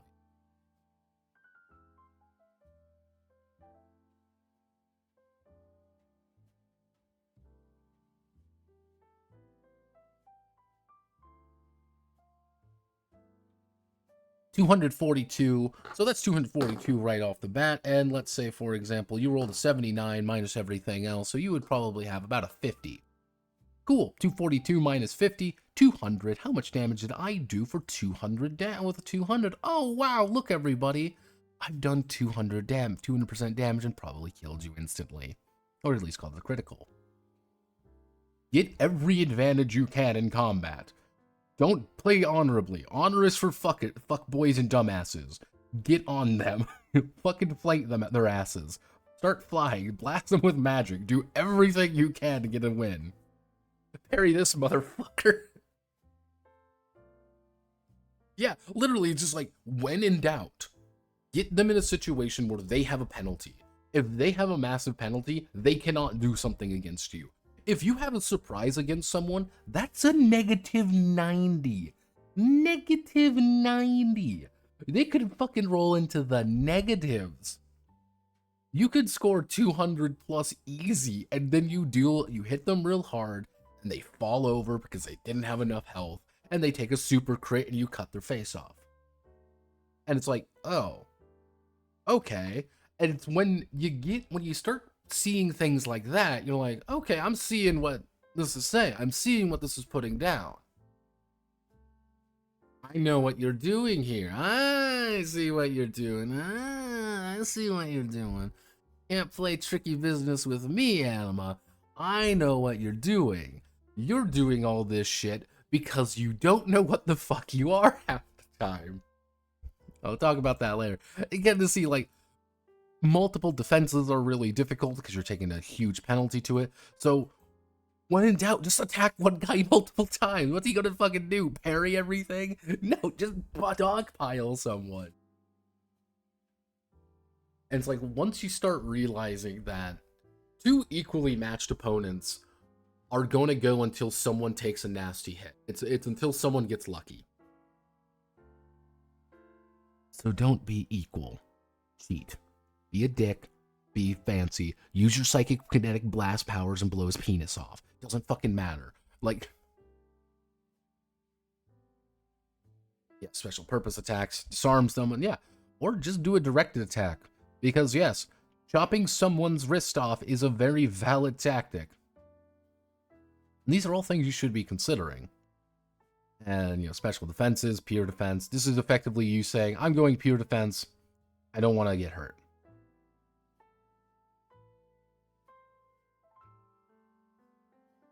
Yeah. Or, hey, you know, I want to just say, I want to... You can, if you're strong enough and you feel confident enough, you can just take the hit. You still roll it to see how much you mitigate. But if you're good, you can be like, oh, yeah, no, I'm going to hit you. Oh, yeah, I'm going to hit you. I've dealt, you know, 20, you know, I'm going to do 40 damage to you or whatever. And you take 40 damage, and then they can't block you anymore. Yeah, they can't block you anymore. So what are you going to do? You're going to go ham on them. What are they going to do? Block? Their sword's embedded in your fucking shoulder. You're entering that shit. Yeah. Even down to the fact, like, if you're really damn good at sleight of hand, you could grab arrows out of the air. Ranged weapons do the same thing. However, you can't roll above a 280. And what this mean by you can't have a 280 is you can't really... You can't hit someone as better than is physically possible with a bow and arrow. On the other hand, you can use supernatural shit to make that a lot easier. You can't really counterattack. Yeah, you can't really counterattack against projectiles. That's kind of the counterpoint. However, your range does increase the speed, your actual ability to do things. If you're getting shot by someone with 14 strength, they could shoot you up to a mile away and get a 15 plus bonus on it. Yeah, all I'm saying is, you want to know what's a really good way? Hello, I do 2 campaigns with this system. That's hard, but Roll20 helps a lot, or at least it's really good. Yeah.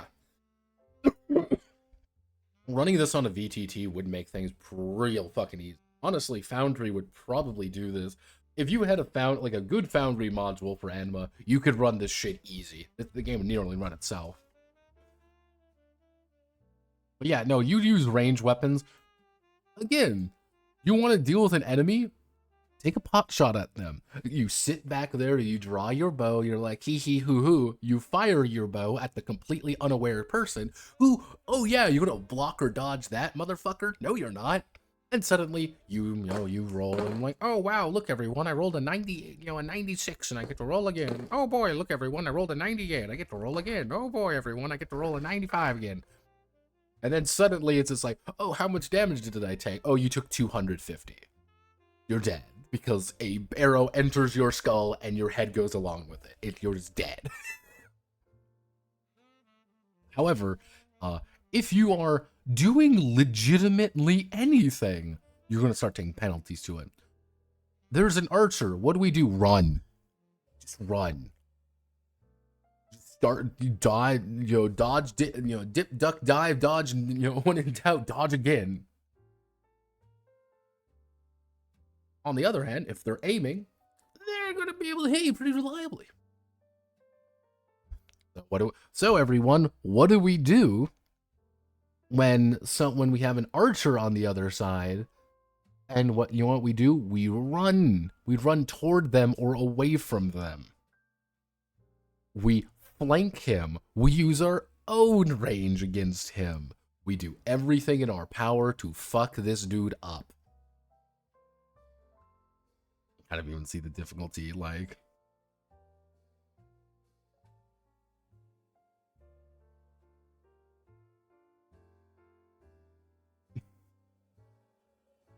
Defense against projectiles. Yeah, you can't even see, like, yeah, defending against projectiles is fucking hard, by the way. It is difficult. If you're lucky, dodge, I would say dodge is usually better than block in most circumstances. There's a lot more ways to increase your block, but dodge is usually going to get you out of a lot of problems regardless.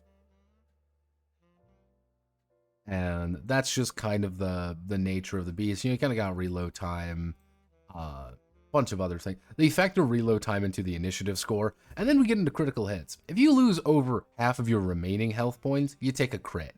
What does a crit do? Horrible, horrible things. Hey, you take a bunch, all action penalty equal to the level of the critical. Oh. Equal to the level. Oh, hey, you've been shot in the kidney. Oh. Oh, hey. Yeah, for combat up to half of its hidden limb, it's irreparably destroyed or amputated. Tariq immediately unconscious dies, number equal to the constitution, doesn't get medical attention. Yeah, no, you could just roll really well and just auto-crit someone and kill them. It's very easy. Not impossible. Very easy, though. Yeah, no, getting shot in the heart. You have a 2% chance of getting shot in the heart, and about a 10% chance of getting shot in the head. And yeah, they kind of talk about like what's fumbles doing. Fumbling initiative means that you take a huge penalty to it, and you'll probably get surprised. Probably the worst thing in the world to do because again, plus 90, again, plus 90 to actually fuck your day up. So then we start getting into how magic and psychic powers work and everything. In short, magic can be used as an active ability. You actively use it to do spells. However, you need to build up magic power to use your spells properly, and sometimes it could take multiple rounds. Now, it does not use spellcaster today, and therefore we need no bonuses for taking the time to aim at a target. Yeah.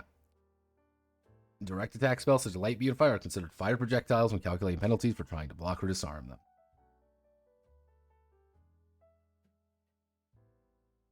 them.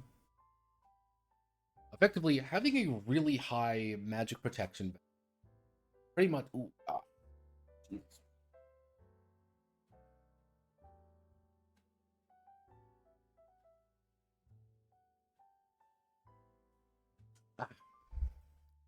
So, one of the big things here is wizards and psychics can cast a lot of spells per round if they know what they're doing. If they don't know what they're doing, they're going to have a terrible time at it. Must reduce his MA by having wish to cast spells while fighting. Which, the big thing is accumulation, is your MA. If you want to stop a wizard in combat, you jump on him. Jump on him. Get him to die faster. Yeah, but on the other hand, if you have a wizard, protect the wizard, because the wizard is going to have a shit ton of magic abilities to fuck everyone's day up. And psychic abilities kind of use the same idea, even down to having like, oh hey, magic or psychic shields have prevent attacks from landing.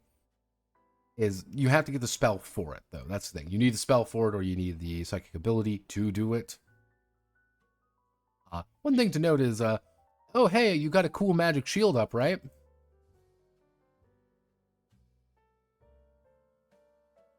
Psychic powers also let you set random motions in the room. Quite unique.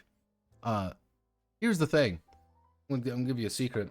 Oh no, I've thrown up my shield to protect me. And you wanna know what you do? You say, nuh-uh, and you just punch through it. Oh no, my magic shield's breaking. What do I do? Punch, punch, punch. Oh no, punch, punch, punch, punch. Yeah, when in doubt, just break through the enemy shield. What are they gonna do? Fucking read a book at you? No. On the other hand, like, you can play a fighter wizard. You can play a wizard that's like, I'm gonna blast you with magic missile and be like, haha, he's exposed. And be like, I also got a fucking sword. I'm just gonna cut your face off. Playing Elric is very easy. Maybe even the idea of like supernatural attacks. Sometimes they're a little bit goofier in that regard. So, these are where things start getting interesting. All of the following chapters, kind of in the player section anyway, are all about the different ways you can make your character unique and weird. Key is the, I want to play a super cool fighter character. That means you're going to be usually manipulating your ki in some variety. And this is done by martial knowledge. So if we go down to this sheet, this is your martial knowledge. Every level, certain classes will build a certain number of martial knowledge, which you then say you pretty much spend it to acquire the use to do things. So let's say, for example, I had 250 martial knowledge. I can spend that. I have 210 martial knowledge now. I look down at things and I say, okay, I want key control, I want key control and key detection. That's 50. That brings me down to 160. Something about it like, you know what? Key transmission, key healing seem pretty useful. That's 20. This is like an absurd amount of it, by the way. I'm just giving you an idea here. You know what? Elimination of necessities. Okay, that's pretty useful. Characteristic augmentation. Superior character augmentation. And let's just improvise combat techniques. Okay, so that's, let's see, 40, 80, that's 40, 90, 100. So that's 100. Look down, physical dominion, physical change, superior change. So that's 40, 60, 30 left. And let's say I want to, because I've got all these things, you know what? I think I want to hit inhumanity now. And there we go. I've used 250 of my martial knowledge to buy all of these things. But you may not want to do that all, because there's a lot more you can do than just buying these things. Maybe you want to buy techniques later on. Maybe you just want to buy like 1 or 2 key abilities, then build things up later. Most of this comes down to key point accumulation, if I can fucking speak today. So, basic concept. All of your attribute, well, most of them anyway, build key points every round, roughly. Now, you get 1 key point for each characteristic up to 10. 2 key points over 10. All right, easy enough to understand. And you kind of see here, this is what my basic key points would look. This isn't a perfect way of doing things, just bear with me. Doing my best here, people. So actually, if I wanted to, this is what this would look like roughly. So, anytime you're building these things, these are just called generic key points, but they're also tied to different attributes. Certain abilities, certain things will cause you to burn key through certain different areas. So, concentrating, using key points at higher speeds, basic characteristic tables, and things like that. You want to get more key points and key acclamation using your DP. You can do this, but you have to assign what that is. So, for example, I want to spend 10 development points, for example. I want to spend 10 development points, and I want to get 10 additional agility key. So my key would be 20. I can accumulate it very quickly. I go to characteristic, strength key, ability key 10, constitution key 5, I see it. And acclamation's not very fast. The higher your key acclamation gets, the more you get per round. Easy? Alright. Now, one thing you're going to have to do is when you announce that you want to do something, you're going to announce it, and you're going to do that shit. I want to perform a technique that lets me jump 50 feet in the air and do a karate kick to, punch someone out. That's going to cost some key. Do I have that key? Probably not. Effectively, when a character performs another action in the same round, they must reduce their acclamation by half. The more you get, It's like if you spend turns just sitting there and getting superpowers, you're getting superpowers. I may use the key points there and save them for the next one, 2, 4, 6, etc. However, if you're doing things, you're not acclimating as fast. Useful to, get to these a little bit more actively. Hey, you won't actually get these a little bit faster. So, kind of see over here. Now, just concentrate for 2 turn, 2.6, 2, 4, 6, 8, fortunately, for any other action, we'll drop it to 1, 2, 2, 1. It's effectively a background gauge building up the more you do things. If you sit there and literally charge up, you will get your superpowers faster, but you're going to sit there and charge up. On the other end, if you're doing shit, they're going to build up still. Fast, but you can. So, then you're going to start buying these with your martial knowledge. Use of key control. Sometimes they get a little bit interesting. Like weight elimination. Affect his own body mass to ignore the effects of fucking gravity. Otherwise, virtually impossible. Running up walls or even running on water. Because that movement value of 70 feet per round, can attempt to cross on the other side of a river using this ability will successfully cover the first 70 feet. And you can extend this ability by investing generic key points every round. The more you use, the better you get. Oh hey, that seems kind of insane. Hey, I want to be able to levitate. Want to levitate? Easy as can be.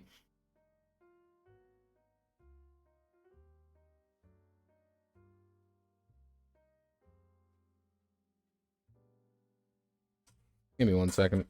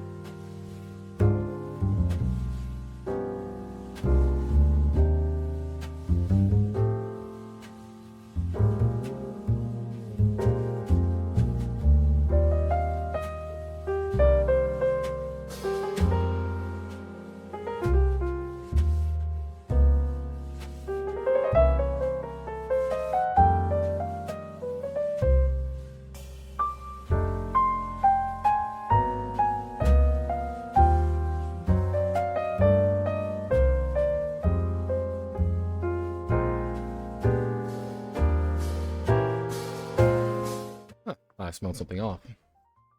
I don't like it when I smell burning things. That's spooky. But let's get back to the kind of even the idea of like healing and necessary energy. There's quite a few different things that you can do with this. And remember, every character who says, oh, I'm a guy with martial arts and I want to really invest in chi, I want to, do all this stuff, you can just say, okay, but they might have wildly different powers. Oh, okay. Even down to the idea of reaching Zen difficulty or Inhumanity difficulty. But then you get techniques. Yeah, these are... techniques are a little weird the way they are worded, but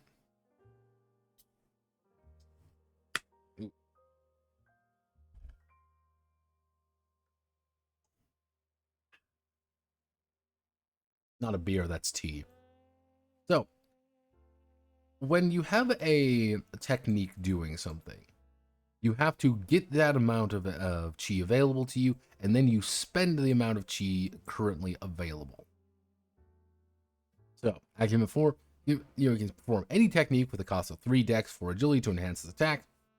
However, let's say, for example, he only had 3 agility, he would have to spend an entire round waiting to perform it.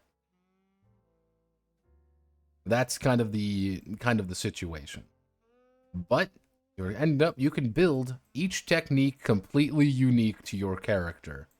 You want to do a basic technique? Cool. You just have a number of martial knowledge you need to do. And there are a lot of these things. Sometimes you even need to pay maintenance pay maintenance to extend the duration. Oh yeah, you want to be able to do these things a lot? Here's my offensive, I want to do an attack ability. Here's my attack bonus. But it's also a counter attack. It's also a defensive ability. I also have some destructive effects for it. I also have a bunch of other things. If I just want to make like a very basic attack, I might say, okay, so let's say, for example, it's got attack bonus of plus 40. All right, attack bonus plus 40. Pretty big. Cool. Primary. I can select any of the primary. It's going to be dexterity. All right.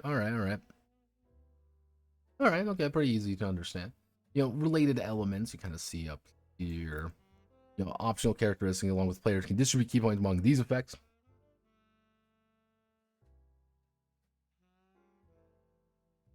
So, let's say, for example, I do, an attack bonus plus 40. I normally have to spend 4 dex points to do this. On the other hand, I may say, okay, no, I'm going to put this in here. I'm going to use my agility. I'm going to add agility to this, because if I add agility to this, I can then spread the amount of points I need between the two. Easy.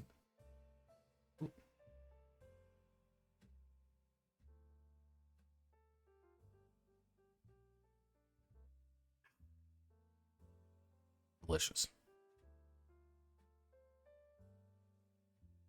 So, but let's say I want to have a damage multiplier on it. You know what? I think adding a damage multiplier on this would be a good idea. I want this 2-time multiplier.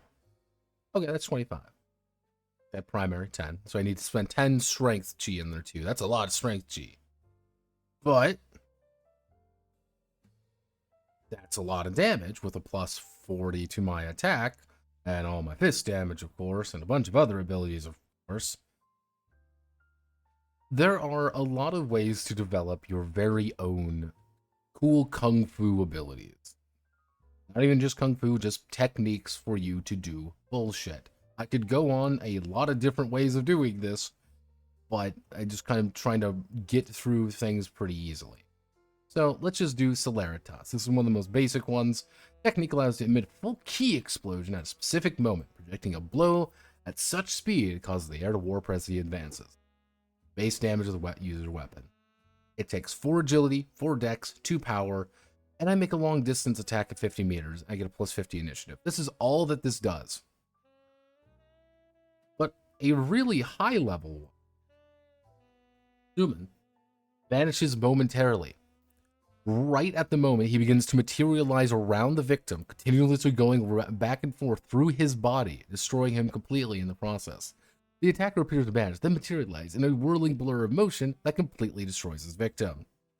Let's get to perform 9 attacks on the same combat turn, the first which is usually accompanied by a surprise due to the reaction speed of 175.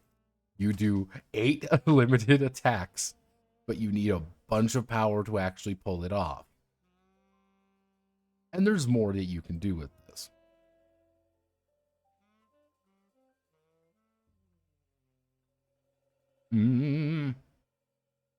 Yeah, so there's a lot you can do with chi, and this is mostly reserved for like martial characters.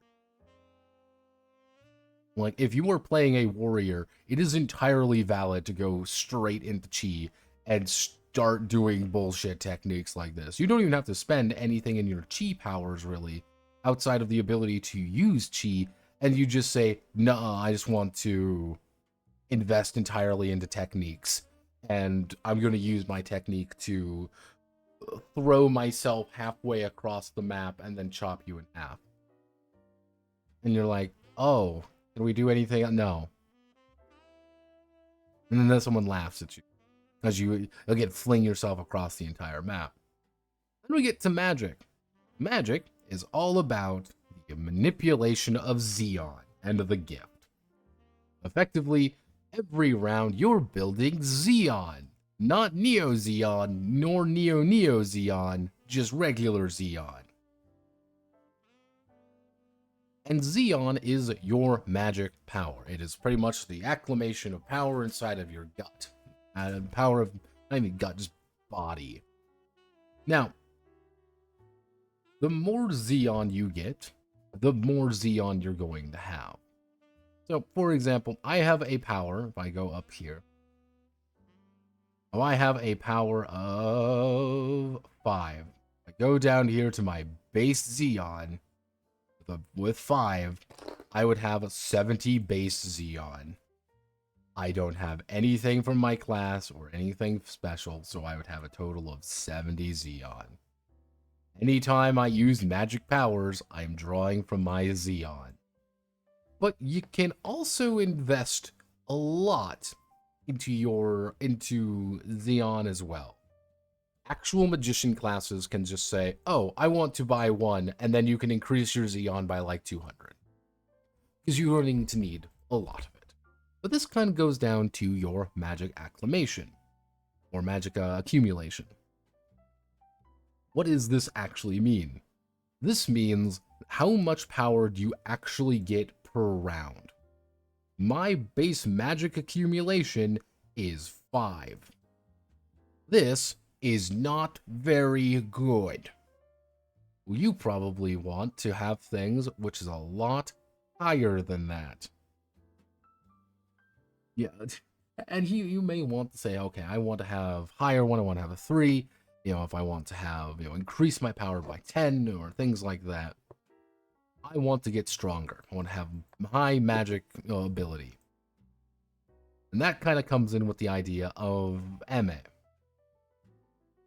You are building Xeon by sitting down and relaxing. In the middle of combat, you'll be trying to get as much as you're trying to build up as much power as you can. That's the entire concept, the entire premise of this. And the game outright tells you having a shit ton of Xeon doesn't mean anything if you can't build it. You cannot project that magic at all. It doesn't matter how much magic power you have inside of you. On the other hand, it doesn't matter how much you can project or how much you can accumulate if you don't have a lot to begin with. And it's like, oh, that's pretty bad. Spell cost 20, you managed to cast it in only 1 turn. And that's kind of the idea of the magic accumulation. You want to do anything else, you are building it up at half speed. My base accumulation is 5. I am not building up magic at all. He wants to build up magic pretty actively. That's what his goal is. He might want to be trying to prepare a specific spell. He might just be having a well of power sitting in there that he can use to cast different magic all at once. Because remember, you can cast as many spells as you want, technically, as long as you have the reserve to actually cast it. It's usually you sitting there like a dumbass, though, and it's not very reactive, but you can do that.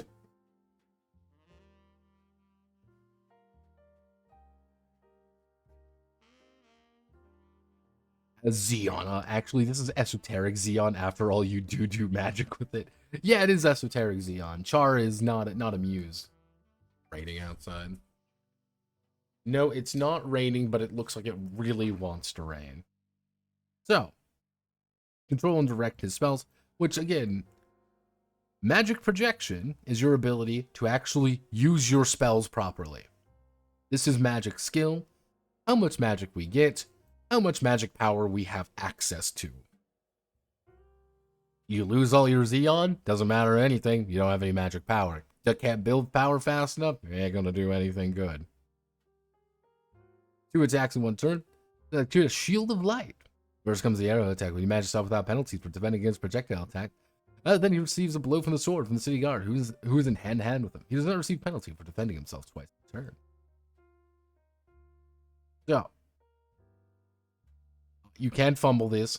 And you have also, again, this is one of those, like, really specific magic, like, really specific mechanics that permeate this game. Oh, God. And one of those things that just permeate this game of, oh God, people are typing, oh Lord. It's the magic projection imbalance.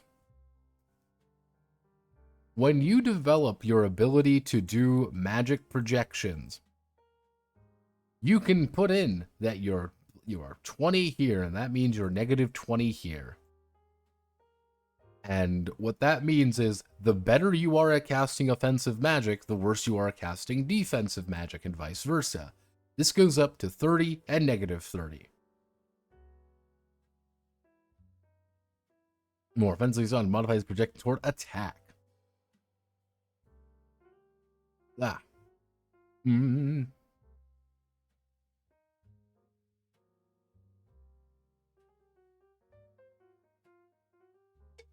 So, let's say, for example, I had a final score of, let's say I have a final score of 80. If I have an offense of plus 10, I actually have a 90. But, god damn it. I don't know why it's doing. Oh, now you're doing it? Now we're doing this? What is this bullshit game? Fucking bullshit sheet. Holy shit. Let's just say, for example, here, again, we got a final of 80. What this would effectively mean is anytime I'm using offensive magic, I'm actually have a plus 90. If anytime I'm using defensive magic, though, I have a 70 in it. It's kind of crippling if I'm playing.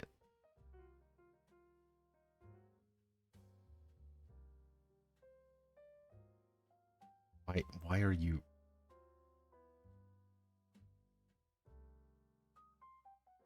Whatever. I don't know why it's doing that. But that's kind of the basic ideas. And yeah, you can try to shoot spells out of the air at one another to try to beat spells. You might win you might win an encounter, but you just lose because you're trying to DBZ battle at one another and you just fucking suck at being a magician.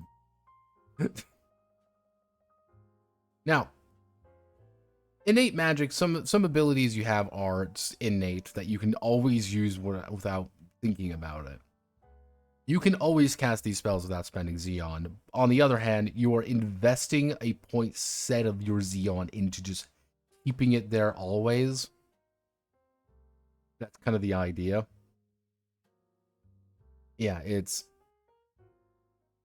So it's kind of like, okay, hey, just like, what's your my MA? My MA is right here. You got 10 Xeon points that you can always kind of just have one available. You may not have much of it, but you can. Now, spells. This goes down to the idea of paths, free access spells, and a couple other different things. Depending on how smart you are, you can actually boost your magic level up to quite a few different ways of looking at them. And I think the best way to kind of look at this is through the chart. There's a lot of charts here to make sure that you know exactly what it is. But let's say, for example, the Book of Light. Let's say, for example, I invest multiple points into becoming a very accomplished light magician. I'm a level 25 light magician. Because I'm a level 25 light magician, I have Light Beam, I have Detect Negative Emotions, Banish Shadows, Armor of Light. I have all of these spells that I can actively use. These are all of my spells. But I can't use Hologram. That's level 26. I can't use Bonds of Light, Dispel Negative Emotion, free access, certain free access spells. I can't have access to those. And that's something that, that's something I have to deal with. On the other hand, from the Book of Darkness, if I'm only, rank 10 in the Book of Darkness, which I wouldn't be able to because it's a lot more expensive, I would only have access up to Shield of Darkness. That's kind of the idea. You can invest as much as you are smart into a path and get all of the spells there. Hence why the spell book here is fucking huge, because you have access to a lot of different kinds of spells right away. But what are free access spells? We go all the way down, because yeah, there's a lot of different kinds of fucking magic, by the way. There's a lot of different magic. You're gonna get used to all that. These are free access spells. These are effectively spells that are so generic and can be found just about anywhere that as you develop your way through a school, you can end up picking these up whenever you want. So let's say, for example, free access level 1 to 20. I'll look at this, I'm like, okay, let's say I want to have I want to take tie. I want to take tie at level 10. Cast command strings the tie subject in case of a target will fight off the automatic attack of absurd difficulty. All the rules of trapping, strength of the binding, and depends on the material used. The strength of 10, metallic change to strength of 12. Note, strings do not create this spell. That's all that it would be. Costs 40 Xeon to use. An active thing, it ties people up. And I get plus 10 to my sleight of hand ability. Anytime I'm using it, because I'm doing it. That's it. However, if I am walking if I want to use tie, I can't be walking destruction or illusion. Because that's not what that's about. Can't do it. Want to set a static message, want to jump. A couple of different things that you can actually do. Maximum Xeon, if I remember correctly. All the way back up here. There is the fucking, yeah. Yeah, that can maybe spent on every spell. It depends on the intelligence of spellcaster. 5 different limits, maximum is Ionic. The character with intelligence will attempt to cast a spell with maximum 20. Make sure the Ionic value of the spell 20. Yeah, it's effectively you can spend Xeon on different things. Pretty easy. So, a lot of different things that you can do with magic, because magic is absurd, and you can do a lot of different bullshit with magic, and very actively it encourages you to use magic, because you get magic points very actively. Nodi, have you ever heard of a cyberpunk game like Cyberpunk 2077 with a bunch of guns and body gear? You mean like Cyberpunk 2022 or 2023 or Cyberpunk Red? Yeah, I've heard of Cyberpunk Red, that little known game no one ever talks about. We also have summoning. I'm going to skip past summoning. Summoning's boring. Summoning is all about using this very specific chart to summon, control, bind, and then later banish an enemy. You want to be a summoner, you are investing in a bunch of bullshit. I hate summoning in every game. The only one that you'd really have is a familiar. Yeah, it's... There's a couple weird things with the idea of invocations. Effectively, an invocation is, I am using a summon. Like a rapid-fire summon. And... yeah, it's just like, the entity manifests itself and uses the power against a specific target. It has complete control over its effects where you'd like to cast. That's kind of the... it's more like Final Fantasy summoning. Including, like, I want to use the Fool. Any bonuses or penalty the invoker may receive in any future invocation. However, duration 1 hour for 10 points, success over the difficulty. Difficulty is 120. However, you might have something like, you know, the Wheel of Fortune. Have no fear, it's the Wheel of Fortune. Alternatively, you can also have the reversed versions of the reversed arcana, which do something different as well, including the world. The worldo. Yeah, the most terrible and terrifying power of all. Represents the reality's imperfections and absolute failure, which cannot be repaired in the world of darkness. Other side of the coin, where good and evil are part of the same side. A person that's failed in World Reverse only grants the power to a person that has failed in absolutely all life goals and has lost everything. Only a character left with nothing, with no reason to live, will be granted this power. This means only after a desperate character tries to invoke the World Reversed and fails will it appear and seal the pact.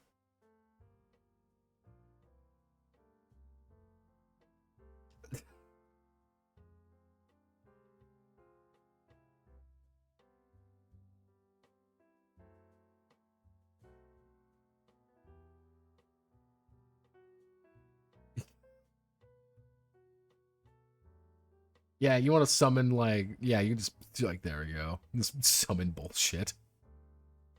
Yeah, summoning, I read summoning, and I'm like, this is kind of lame. Not my jam.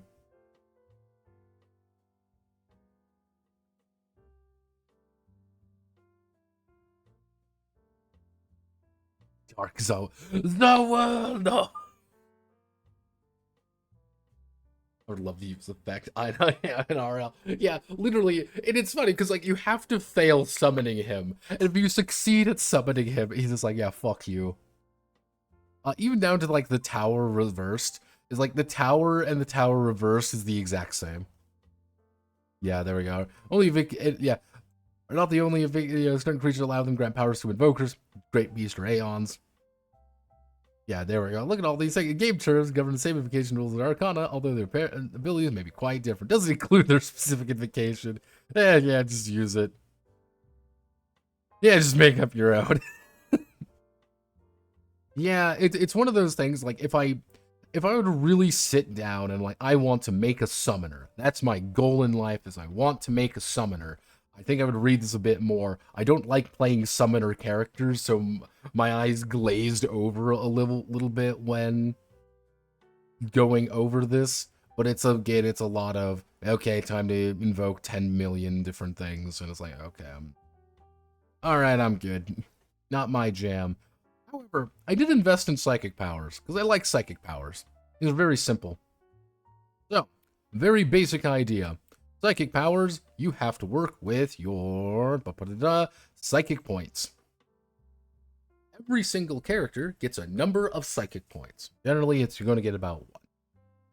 What can a psychic point do? All of this is effectively the same idea of, hey, this is my ability to actually use my psychic powers. These are my ability to, kind of invoke and get more psychic potential to do things, and my psychic points, which allow me to invest in future things. So, as you can kind of see, I went down, I bought 1 psychic point, and I invested in telepathy, and then bought the mental power of mental communication. Now, most of these are pretty active. The thing is with psychic powers is, oh Jesus.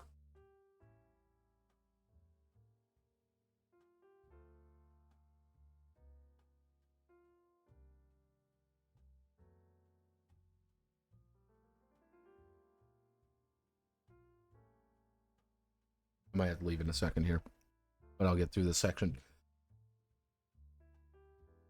He is all about building up resources to spend those resources. Eon is about spending, building up resources to spend resources. Psychic powers don't worry about any of that bullshit, because it's all natural. Yeah, it's kind of see, he suffers negative 25 to psychic potential per combat action. Psychic potential is effectively just a skill check. This is all this is at the end of the day. It's a skill check. Psychic protection is how powerful and how you can direct it, but it's just like, I want to use a psychic ability. I rolled a 54, I got a 74 out of it. There, done, easy. I like psychic powers, they're pretty easy. I like the idea that you have psychic potential points. You have these little things that you have to invest in your disciplines to get new powers. A true honest-to-God psychic is someone who is going to have to pick and choose which abilities he wants to use. And learning how that's going to work. And even now you kind of see with like willpower and stuff, you don't have like super massive psychic potential abilities or anything like that. You need, the better you are, let's say you have like a 9, you got plus 40, plus 50. Again, it's just an action check. That's all that it is. Now, mind you, the more you concentrate, the more you kind of focus yourself to do some mental bullshit, the bigger your bonuses. All it is like aiming. And I like that. I think that's a pretty fine idea. Psychic failure and fatigue. I also like it how psychic abilities play into the fatigue system. The others really don't. He sometimes does. It depends on what techniques and abilities you're using, if you're taking certain penalties to it. But like, oh no, you fail a psychic check, you take fatigue. Fatigue is now building up. You're losing something. And I like the idea behind all. Just once character depletes all his free PP, he starts consuming fatigue points. As you can kind of see here, I don't have any free psychic points. If I was playing a psychic character, I might have like 7 free psychic points. That, oh no, I would take 4 fatigue. Oh no, because I fucked it up. I would instead reduce it down to 3, but then get it all back. But since I've invested all of it, I can't really do anything with it right now. So, you know, plus 80 psychic potential, intends to use shatter power, difficulty very difficult. No time to concentrate. Roll directly, gets 15, and adds psychic potential for a 95. Mm-hmm.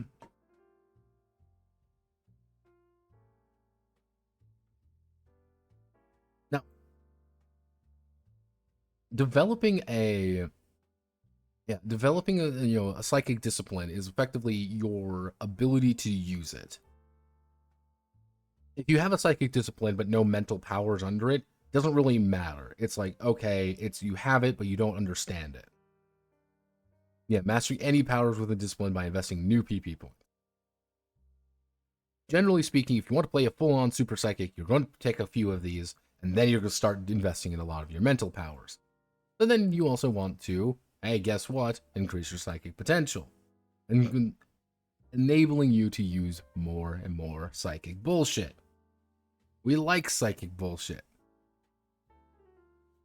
And the more you spend, the higher your psychic potential grows. And guess what? The higher your psychic potential grows, the more things you get. So technically, my psychic potential is 30 because I've spent 2 points already, and since I've already invested those 2 points, it's,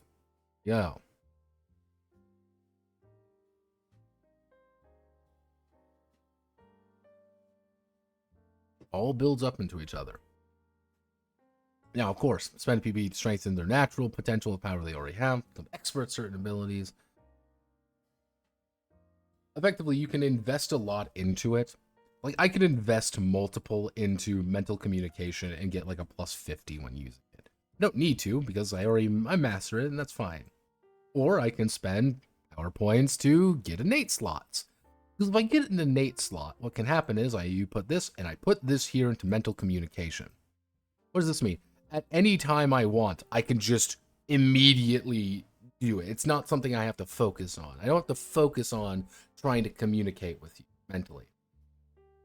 I don't have to focus on that. I just do it because it's just part of who I am. Once they have keep it active, successfully activate the power, must clearly want to keep it as an innate power. Yep. And then you kind of see permanent use, hourly rate recovery. And then here's some kind of the various difficulties and various situations going on. Kind of the idea that you can spend these to increase power levels to make things a lot easier. But let's just take telepathy, for example. We'll use mental communication. Long distance conversation. So I want to make this a medium difficulty. I want to communicate with someone. I roll my difficulty. I said I roll my difficulty. I get an 80 plus my 20. I get 100. I get 100 result, but I can communicate with someone within 300 feet. Now, I could invest PP, obviously, to maybe increase the ability to do that. Let's increase psychic potential, increase this, and it's just effectively I am burning my free points to get a bonus to it. I want to make it difficult. I need to do. However, some of these can get a little bit more. Let's just say, well, yeah, psychic assault level 2 takes effectively 2 points to invest in. Subject's mind, weakening their mental resistance. Suffers a penalty to all physical resistance checks equal to his failure against a check to resist this power. Weakened resistance is recovered at the rate of 5 per points per hour. I'm going to use this.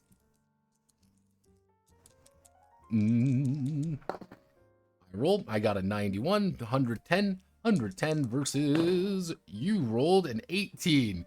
Congratulations. I managed to get I managed to get all this. You have to fight off 120 points worth of failure. Yeah, you're gonna get your shit rocked.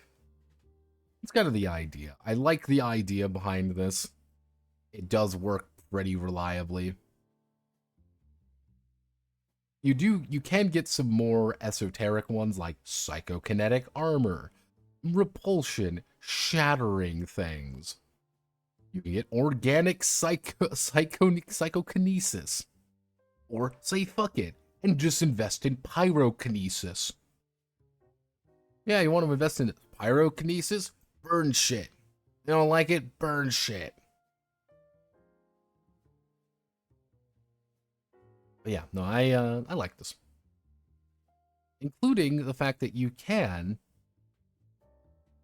go a little bit physical increases. And hey, I want to increase my strength. I want to make this, I want to increase my strength up. Oh, hey, I fucked up. I get 2 fatigue out of it. Oopsie doopsie. You know, increase acrobatics, increase agility and dexterity. The more you push, the better you get. And you may want to push quite a bit. And hey, why don't you invest more of the PV in making sure that you can do a bunch of bullshit? Page on 192. Copy from Shaman King. This is fucking, I wouldn't be surprised. Let me see Shaman King. Shaman King release. God, this has been Shaman King. Actually, no. Original. I said the original. It was originally published in '98 and went to 2004. So I can almost guarantee you that there was him being like, guys, I fucking love Shaman King. I think we should put Shaman King in here too. Being like, hey, you know it's like Final Fantasy, right? Because you gotta remember as well, what other game came out? What other game about a certain a character who can summon things called Aeons? Huh. It's almost like is this a Final Fantasy X game? Yes. Can you play the entire cast of Final Fantasy X in this game? Yes, you can. Even down to playing a ghost footballer. The fact that Titus is an actual, like, genuine character who's a pretty good way of actually doing things is hilarious. I think more people should understand that. But yeah, no, if you want to play, like, oh, I'm a psychic who can just, like, buff himself up real hard. Yeah, do it.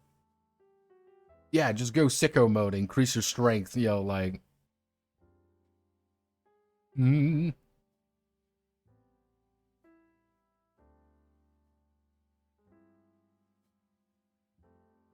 Yeah, if you want to, like, yeah, start pushing yourself beyond mortal limits. Go further beyond. Go plus ultra, you could say.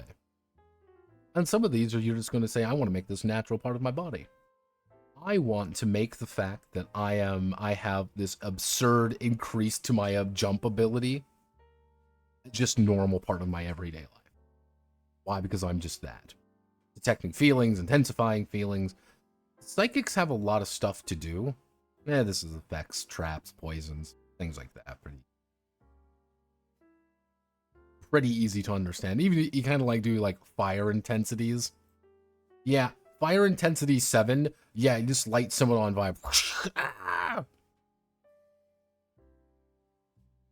Presences, you know, it's damage barrier, structure points, things like that. And then you get experience. You don't get experience a lot. Generally speaking, if you were to play out a full session, let's say it's a 4-hour normal session, generally speaking, you will probably end up with about, I would guesstimate about 40-50 XP. And that's if you do a lot. Most likely around the 30 range. Like, yeah, just, you'll get about 30 XP. It's not a lot, but you'll get something. And even if you do like a very simple combat, I want to do a medium combat, slight advantage in terms of numbers or ability, you know, you get about 5. If it's okay, a balance counter, you get about 10. Like, yeah, you don't get like, an absurd amount of stuff, but you don't need a super absurd amount. Pretty good at what you do. Kind of and I do like the Game Master's book here. They say, change the fucking rules, atmosphere, you know, get things to be, interpret things as you feel fit. Here's a bunch of special rules in case you want them. Here's a bunch of troubleshooting thing. Hey man, you want to make things easier? Just don't worry about that. Yeah, don't like this is like Q&A. Don't worry. Counterattacks are gonna fuck people up. Don't think about it. Like, hey, you want to make combat go a little bit easier? This is how you do it. Don't think about it too hard. You know, like, hey, kind of talking about like how to make this, how to do this. Then they kind of go over the history, which we already kind of talked about. There's a lot of history, by the way.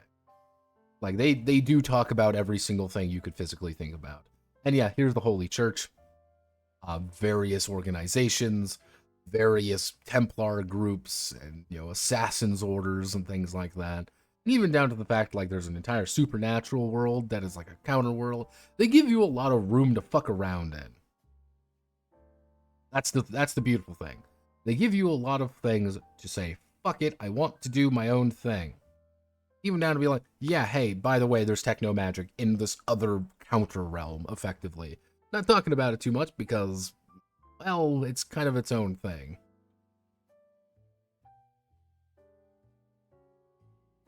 Or you can just go to hell.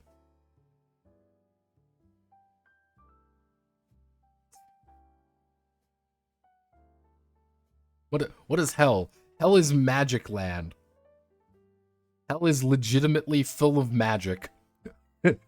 What a horrible thing here. This is fucking full. Hell is full of amazing creatures.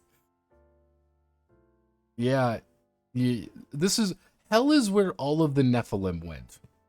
All of the you want to play a cat boy, you can play a cat boy from hell. Or you can play again my goth elf, my albino goth elf wife who will fucking kill me.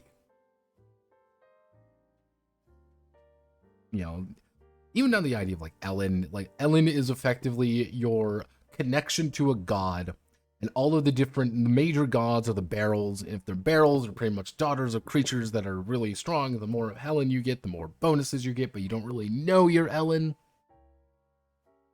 And it's kind of like you're going back and forth between good things and bad things. Hey, here's Gabriel, the Great Lady of Feelings. Garners large number of positive feelings. How do you get it? Create art, promote positive feelings, love for others, stop wars, create masterpieces, protect all forms of life, starting conflicts, destroying beauty. It's just hating someone causes her to, not like you as much. On the other hand, what does Noah want? Most strict discipline. Above all, he vows strength to drive succeed lives with every living creature. Be competitive. Complex challenges, life to combat, self-improvement in others, bettering oneself. Creating a masterpiece, setting unparalleled records, and inducing war.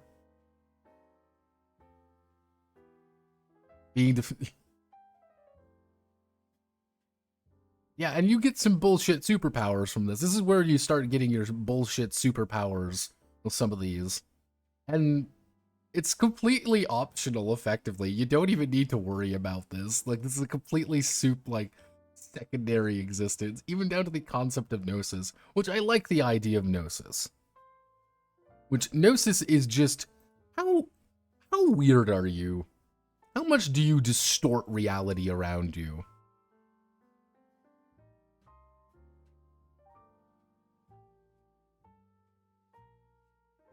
I feel like the Final Fantasy fan art.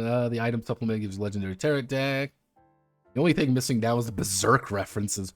They're probably in here somewhere. Honest to God, nowhere happened because player kept asking what happened when they go through a miscast portal. I just let them tell me what they thought about it and nodded along. Hell yeah, man.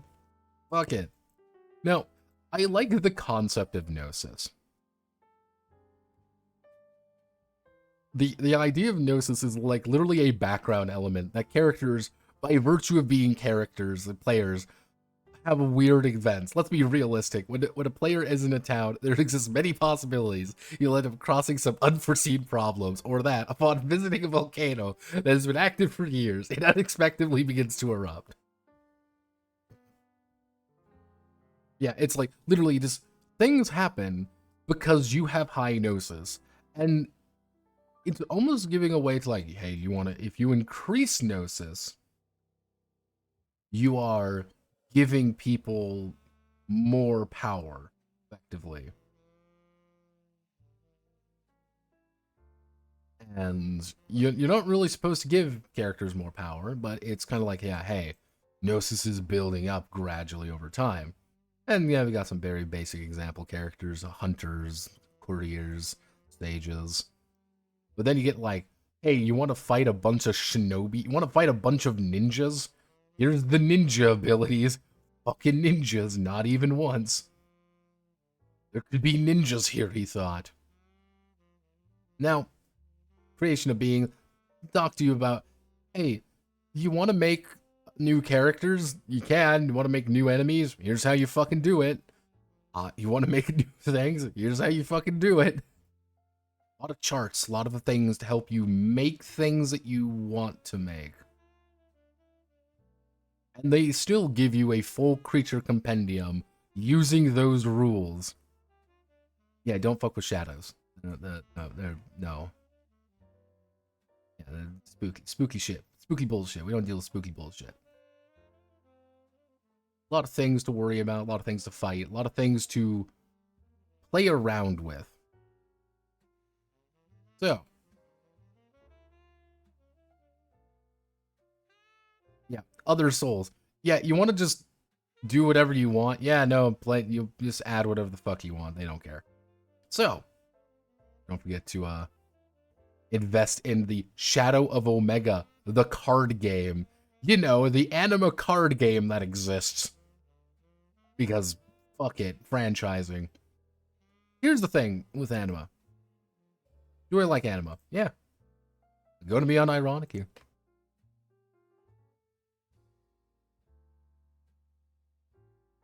And you want to know why I like Anima? Because Anima is doing something stupid. Anima is having fun. Like, this is my bullshit super lore. I'm gonna write whatever I want. This is an auteur. Existed. There's no more card game nor war game. It is... Anima is a thing that this guy cared about more than anything. This is a game that he was like, this is my jam. I want to make more of it. I want to make this the greatest thing ever since sliced fucking bread. And I think he did it. This is his thing. It's a cool setting. It's a cool idea. The fact that you can do all of these things, and the fact that there are mechanics for all of them is interesting. But we're going to talk about a few notes here. Talk about a few things that are that I was thinking of. First things first. Is this game simple? No. No, it's not. Anima is not simple. Anima is a very specific kind of... It's a very different kind of complex. Here's the thing. Anima is a very different kind of complex. Because you might think of something that is complex, like, specific is the wrong term. Like, you might think of something as like, oh, what's complex? It is, oh, well, it's there's a billion roles to do anything, and it's a million things. Not really. You want to know how you play Anima? You want to know how you play Anima? You take 2d10, you roll, and you add up numbers. That's all you do. There's a success chart, first 10 pages. That is how you play the game. It is not hard to play Anima. It's not. There's a billion different things going on with it, though. And that's, I think, the big thing there. Is there are a billion options. There's a million things that it wants you to do. Hey, you want to play a monk that does a bunch of things here? Here's every single option to make sure you can play a monk. It all uses the same mechanics at the end of the day. Still gonna roll D100 plus modifiers. You might subtract a modifier. Oh no. But is it complicated? Like, is the game complicated itself? No. Is the game throwing a bunch of shit at you at once, and with very different, sometimes, mechanics behind them? Sometimes.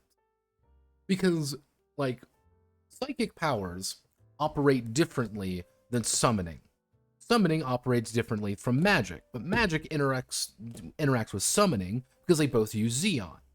However, counterpoint, all of these things are different from chi building, because chi operates on a kind of a different basis that's kind of like magic, but uses very different ways of approaching it. And this isn't even dealing with weapon modules or anything like that. It is so many different options and different little sets. That's why I say the game is very specific. Anima wants you to play in Gaia. It wants you to play a very specific kind of game. It wants you to play a game that is going to be every single thing of this thing at once. Like, yeah, you want to play a psychic monk that enhances his strength using the power of chi, but also can mentally communicate with you? Yeah. Of course you can. It's pretty easy to do, actually. Hey. You want to play a warrior magician who strides onto the battlefield with a giant fucking sword, and there's a problem he doesn't like, and he just blasts it with magic? Yeah, you could do that. This is how you do it. It's simple. Well, not simple, but you get the idea. It's everything you want is there. Everything you could possibly want or need or think you might want or need is right there available for you. You can do it right this second. However, is it simple? Is it simple to get there sometimes? No, there's just a lot of points to it. That's why I like psychic powers as much as I do, because psychic powers get the point across. It's a skill check. Yeah, there's a lot of different things that go into that skill check, but it wants you to understand every single aspect that this is how psychic powers work. And it says, well, this is why psychic powers work this way. This is the reason why. And this is why they're different from chi. This is why it's different from magic. Why it's different from summoning. This is why it's different.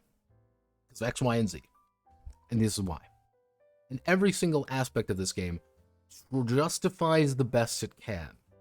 But this leads to a very interesting second point. This leads to a very interesting second point. Is this game a power fantasy? I don't think so. I don't. That's the weird thing. I don't think you become a power fantasy till level 5. I would say level 3 to 5 is when you start becoming a power fantasy character. And that may seem strange, but bear with me. Level 1, 2, probably 3 and 4, you're building up amount of development points to start with. Jaster here is a level 1 character. And generally speaking, like yeah, he's got some pretty good stats, but he's very much above average in a lot of different things. If he was a little bit more average, it would be a pretty normal character. You know, your dodge and your attack are not absurdly high. Look at my attack is 75, my dodge is 80. For God's sakes. You know, it's, hey, I have 140 HP, but a bad hit can, bring me down pretty easily. My skills don't exceed 40. And it's like, oh, well, you just need to hit like an 80, you need to hit like a 90, it's like, okay. Even like basic enemies aren't really that threatening like right away. And even if you did like, oh, well, I've invested a ton of points into becoming a chi specialist and all that. Yeah, you've invested a bunch of points in becoming a chi specialist, and you may have like 3-4 abilities. You might look something like this. Like, okay, at level 1, but then at level 2, you get a little bit more points. At level 3, you get a little bit more points. Level 5, you get more points. Level 6, level 7. Where you start popping off and making bullshit. This is where you start filling out those techniques to be bigger. This is where you start filling out weapons to be bigger. This is where you start filling out everything to feel grander. Even magic, like you got magic, you got psychic powers. All of these things begin to build exponentially. And that's, I think, the big thing about this game is is level, like, I would say, like, level 1 to 3 is like your fucking, like, Genin arc, effectively. Like, you're competent. Like, you know you can do some bullshit, but you're not, like, super strong yet. And, you know, it's like, yeah, this is like your very normal one. But, like, you hit level, like, 4 plus. You start getting into your bigger stuff. Then you hit, like, level 7. Like, level 8 even. And then you get into the super bullshit. Because you have 800 more points to play with. You've doubled your power, effectively. And every level, you're increasing your stats up. And every stat increases something else. And because everything else increases something else, you're getting better. Everything is exponential. You increase everything so rapidly upwards that first couple levels you don't feel very strong, but then you hit later levels and you start feeling a lot tougher.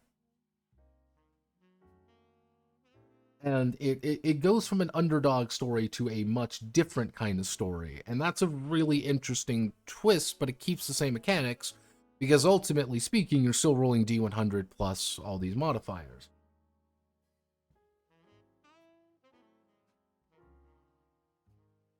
It also does a very good job of making the level 1 bandit is a threat early on.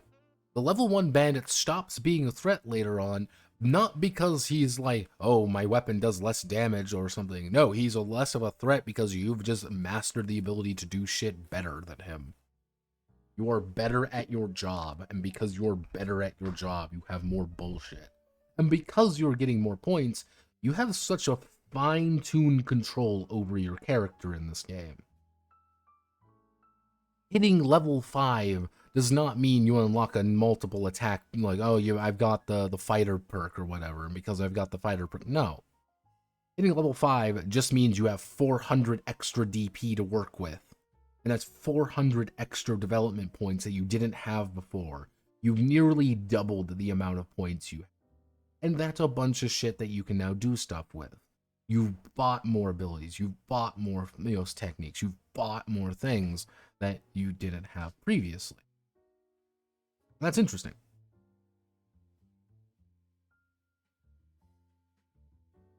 How do you feel about the idea that when two similarly stat fights is almost a stalemate? See the game balanced for GMing. The idea that it's going to... It's kind of the idea, like, two accurate fighters who are equal in all skill and stuff, bonking one another constantly. Let's assume same weapon, same armor, same everything. Two of the identical characters swinging at one another. What's going to happen is, if there are no changes, someone will probably roll poorly or someone will roll well, and then damage will start, you know, getting registered a little bit more consistently. It's a slugging match. But think about it. This is the thing you got to think about. If there are two equally matched people, perfectly equally matched in every single conceivable metric, fighting one another, generally speaking, then yeah, no, that makes sense. They will just go at one another, and it's going to be lucky hits or, you know, trying to think, you know, whoever is acting faster on their feet or someone who is getting that split-second victory over someone else is going to get the win. On the other hand, a 1v1 duel is going to go pretty fast because every single round is going to be effectively one attack versus counter attack. It's going to go bing bang, it's going to go bing bong, bing bong, bing bong. And even like a big counterattack, like you fuck up a counterattack, like you fuck up and get counterattacked, you're taking that penalty because you have to react to it properly, and there's a chance that you're going to get stabbed in the face. Actually, you don't even get a chance to get stabbed in the face. They just fucking roll, and they might just chop your head off because they just rolled better than you, and they cut your dick off. And it's like, okay, like, yeah, they can stalemate for a while, but all that it takes is like one good hit, and then things start going. But on the other hand, think about it like this. Change it. Change the outcome. This guy is going to kick my ass if we maintain this. You know, in our current situation, we are just going back and forth. Why don't we get hey, you, guy over there who's, on my team, sneak up behind him, throw a knife at him or something, distract him, and then you can start getting even just one little advantage. Oh, hey, wait a second. I've got magic. Why don't I use magic against him and blow his face off? Hey, wait a second. I'm completely cracked, and I've got a completely different weapon in my, I've got something useful to use. Or I've got this. Anima provides you a lot of tools to get out of that situation, because you should never be in that situation. That makes sense. It is, hey, we are in a situation where we are fighting one another. I need an advantage. How do I get an advantage? Let me look at all of my toys. And I'm like, okay, that's interesting enough. It's kind of weird in that regard, but it's interesting. But I think one of the other kind of final questions to think about, and that's interesting to kind of muse about, is, does this how do I want to work this? Is Anima worth playing? Over any other number of games, is Anima worth playing versus any other kind of game like this? I know Puffin Forest, actually. Puffin Forest, I don't like Puffin Forest very much. I think his content's dog shit. But he did a video on it, and he tried to make a character, and he failed. Then he wanted to make a Fabula Ultima character. In a world of Fabula Ultima, is Anima worth playing? I say yes, because I fucking hate Fabula Ultima, and I wish that Italian fuck would jump off a bridge. But I say no, but I'm a nice person in that regard. But is this game worth playing? In a world of all of this other bullshit, is Anima worth playing? Yeah, I think so. It's interesting. Anima or Exalted, any edition? That's a bad question. That's a bad question for me, Musa. I think if you want to play the platonic ideal, here's the thing. If you want to play the platonic ideal of Exalted, you play level 3 to 4 Anima. If you want to play Exalted, you play Exalted. If that makes sense. You can play Exalted in Anima. You cannot play Anima in Exalted. And I think that's a very important note. Because the thing with Exalted, and this is the thing that I love about Exalted, is that Exalted does the thing that I like about it. And one thing I love about Exalted, and all its forums, is Exalted is a game that revels in the fact that it is Exalted. It wants you to love creation. And I love creation as a setting. I fucking adore creation. It's such a cool setting. And even down to things like, yes, charms are built into this setting. Charms are a thing in world. They might look different, they might act differently, but charms are a physical thing that people know exist. Even down to the fact that, like, the dragon blood, you have the solars, you have the lunars, you have all of this stuff. It's a very specific experience. Anima, though. Animas, you can adapt to do different things. I think that's the interesting part. Is Anima, you could use Anima. If you were to say to me, Notepad, I want to run a cool Animu setting with a bunch of bullshit, I'd say, cool. We can run it in Anima. Except, we can run it in Anima, but no psychic powers. I want to run this in Anima, but no magic. Does that cancel out certain options? Yeah, it does cancel out certain options, but it's still there. Because I have a feeling that's a thing that happens a lot with Anima. GM will say, no magic. No psychics. No chi. No summoning.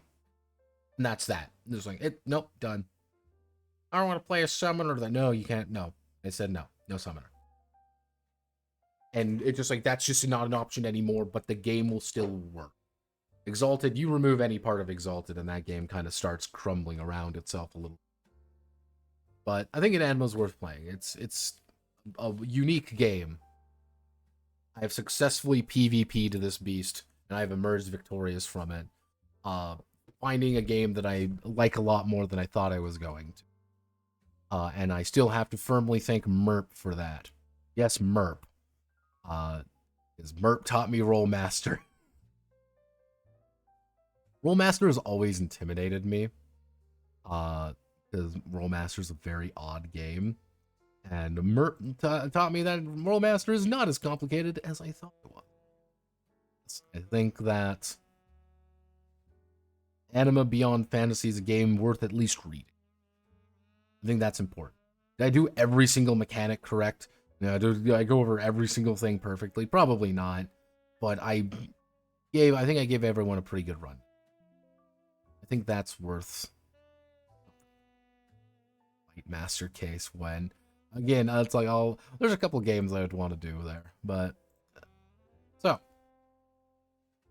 of course, it's time, everybody.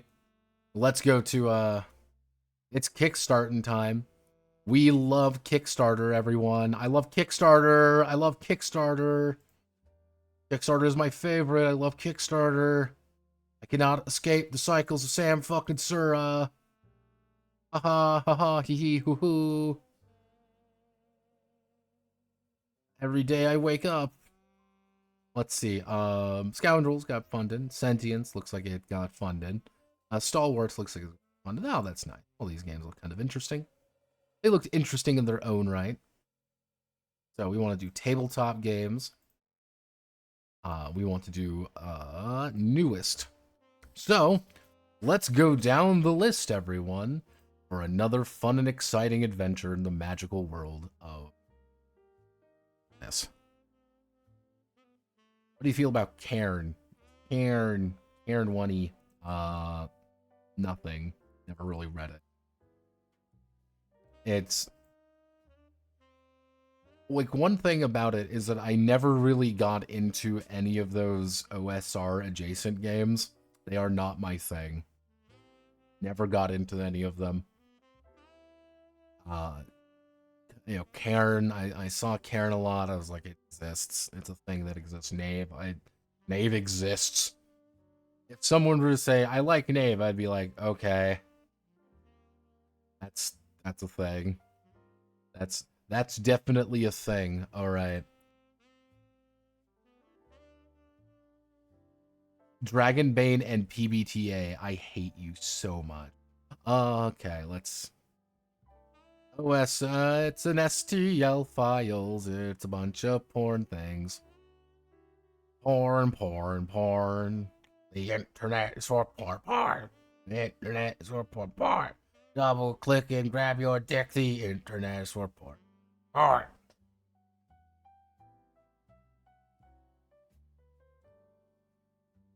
Look, it's 5e compatible.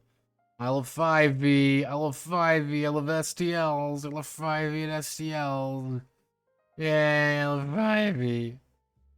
I'm curious. I love 5e. We love 5e everywhere. I love 5e. 5e is the greatest. I love 5e. 5e is my favorite role-playing game of all time. I love it when I roll the d20 and the clicky-clack go click-clack. I love Matt Mercer. I want to fucking kill Brendan Lee Mulligan. I mean, I love Brendan Lee Mulligan. I love it. I love it. It's amazing. It's the greatest game ever created by man. I love it.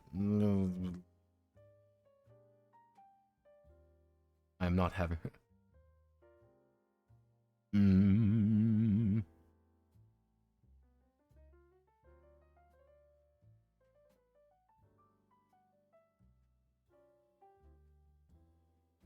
Oh, New Barbarians of Lemuria edition coming out finally. Mythic Plus edition. Oh, hell yeah.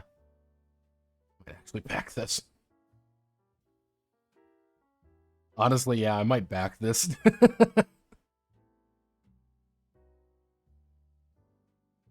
This my No, this is the French version. Wait, is it the French version?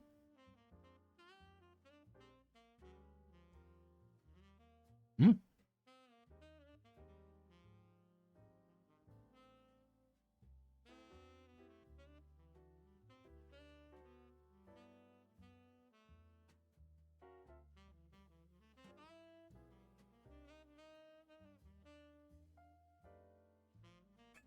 Yeah, this is where things get really bizarre. Like, half of me wants to like PM Simon, like Simon, being like, "Hey Simon, which version do I fucking get?" Yeah, because this is the French version. Yeah, no, fuck it, I might back that honestly. Um, Sooner or later, 200 RPG, Year Zero engine. I don't hate Year Zero. I think Year Zero is kind of just.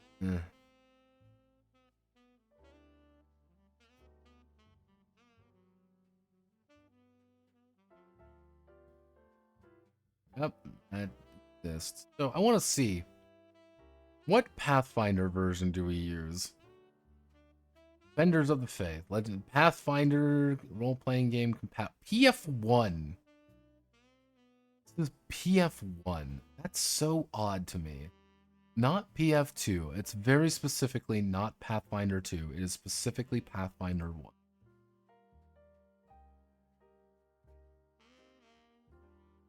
That's such a strange existence. What a cursed reality.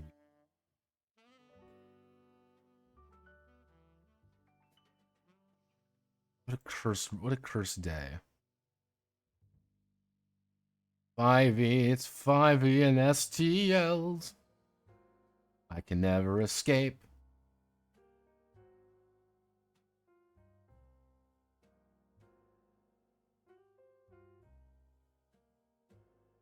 Gates of Crystalia. Oh no. End of Kings. Oh, okay. Um. Mm. See, we've been getting more things about Shadow Dark because Shadow Dark is the new hotness, and we're gonna love Shadow Dark for about another 6 months, and then Shadow Dark's gonna go away for Shade Dark or something else. Till for the next new one that's gonna win a bajillion awards, and everyone's going to cheer for it. And that's just kind of the nature of the beast. And the funny thing is, there are people who watch my Shadow Dark video who think I don't like Shadow Dark, even though I literally say in the video, it's very mid. It's just another game.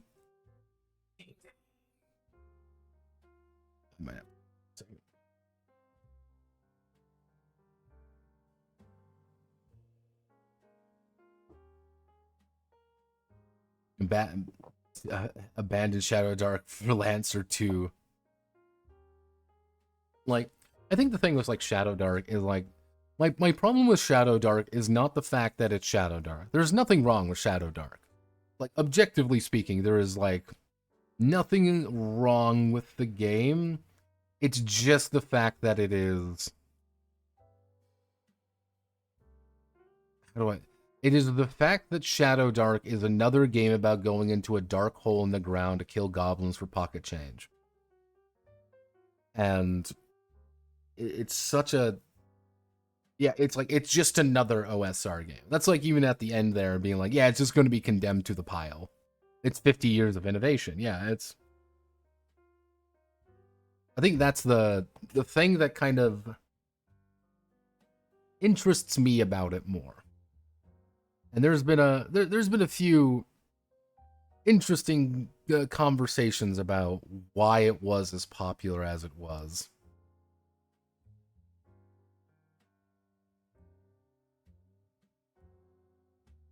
People keep telling me I have to look at all of Lion Wing's publishing things.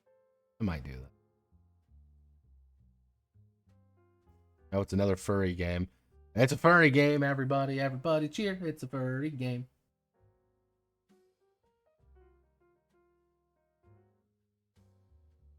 Mm.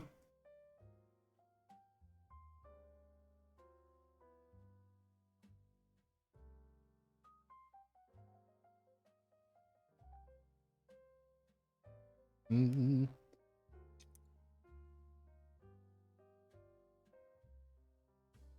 Mm. Roll and write. STL file.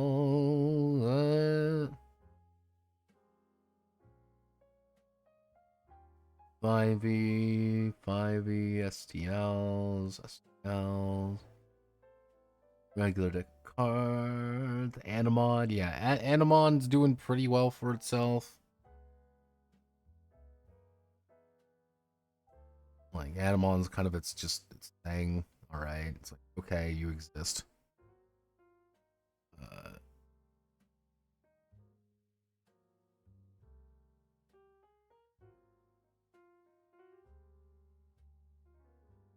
Gates of Crystalia. I remember looking at you, and Gates of Crystalia was... Yeah. I looked at it, and it's definitely a thing that exists. Create a harem. Yeah, that's going to get... That's interesting. Yeah, alright there, buddy. End of Kings. Let's see. The Defoe. Tudor Aerodrels for clothes.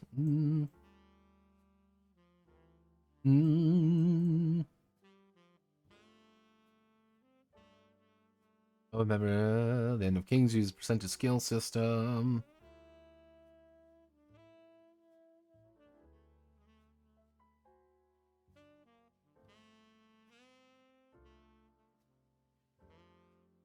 That looks interesting enough. Interesting enough to go Barnsley. Okay, we'll do Barnsley. Mist in Memory. It's a cat. Who are we? A bunch of furries with cats. Like, well, who are you? A bunch of furries. What we're making? A furry game. Don't just...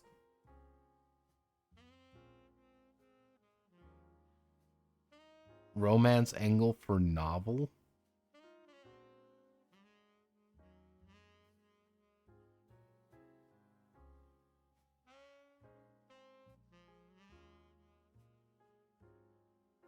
Oh man, it is a furry art. Yeah, no, this is just a lot of furry stuff. Man, that's a lot of furry stuff. Damn, that's a lot of furry things. Oh, it's Candela Obscura. Oh. What are you doing? Oh, like, oh, it's Candela Obscura.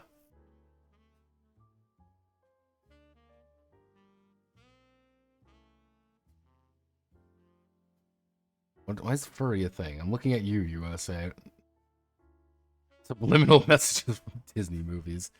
There isn't really a thing for it. It started off as literally like, if you want the full saga of furries, oh god, who was it? Down the Rabbit Hole did actually a pretty good video on it.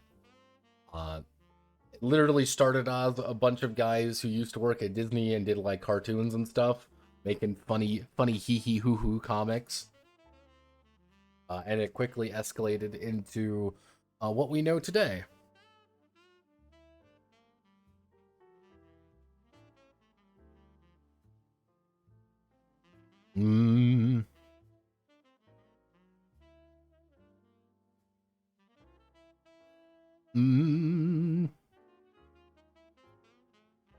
Okay, it's a kid RPG. That's kind of cute in its own way. I mean, I'll see it. Booty on the poop deck. Do you get it? It's a funny thing.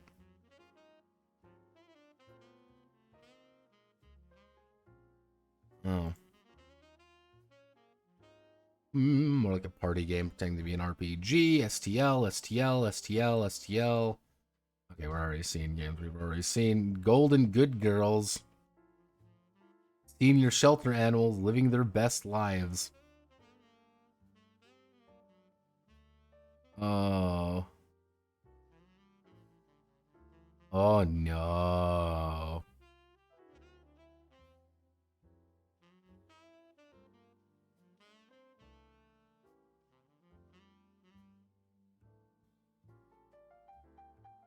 Yeah, I'm not seeing it. Not seeing anything too exciting. Now I should talk about it because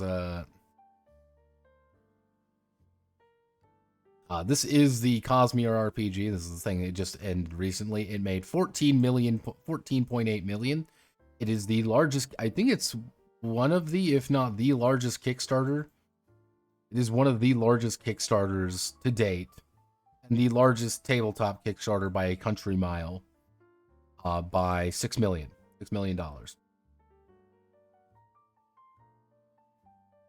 And if I'm going to be a guesstimate, yep, more people bought the collector's edition and the Game Master edition. Yep, I'm not too surprised about that. And then you get the drastically fewer number of people who bought anything else. Yeah, about that. But yeah, no, it's there. Yep, it sure does exist, everybody. Yep, you sure do exist. See, the thing is, Horace really sold me on the game. Here's a secret. Horace really sold me on talking about the Cosmere RPG by telling me that the Cosmere RPG is, See, here's the thing. Horace here, you can look at Horace here, was like, you have to go to the Cosmere RPG. It's a 5e derivative inspired by Pathfinder 2nd Edition and Shadow of the Demon Lord. It was literally like an amalgamation of the worst things imaginable for me. I'm like, all right, that's okie then. I don't give a shit.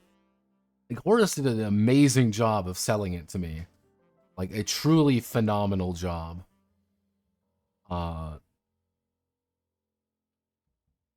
Expansion for that one.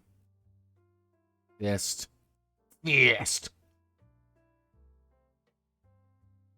Have we got anything else fun and exciting on here? Probably not. Let's be honest with ourselves here.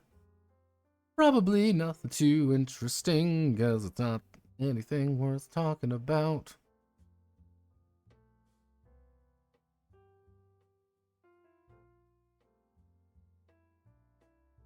Morkborg. I love Morkborg and Shadow Dark. Oh my goodness, I love Morkborg and Shadow Dark. I love Morkborg and Shadow Dark. I love Morkborg. I love Shadow Dark. I love 50 years of innovation. 50 years of innovation.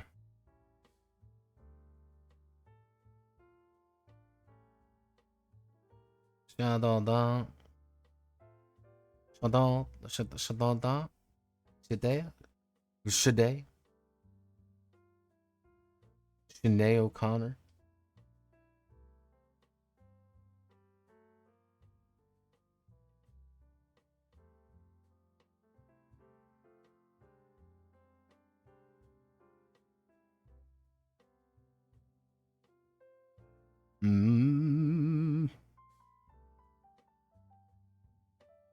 Yeah, okay. We actually he's still bringing out stuff for Cloudbreaker. I got to give him credit. He's got more Cloudbreaker stuff.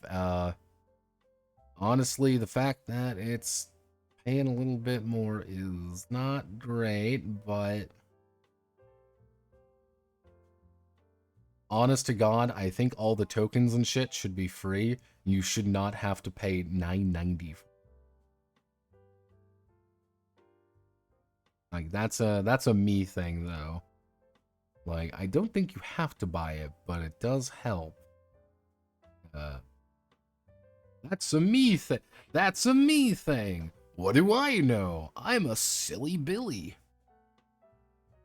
Shadow Dark. Everyone's making Shadow Dark content. I love Shadow Dark. Shadow Dark is the greatest game of all time. It's not just the same thing over and over and over again. Roll D20. We're innovating. More Yota bites?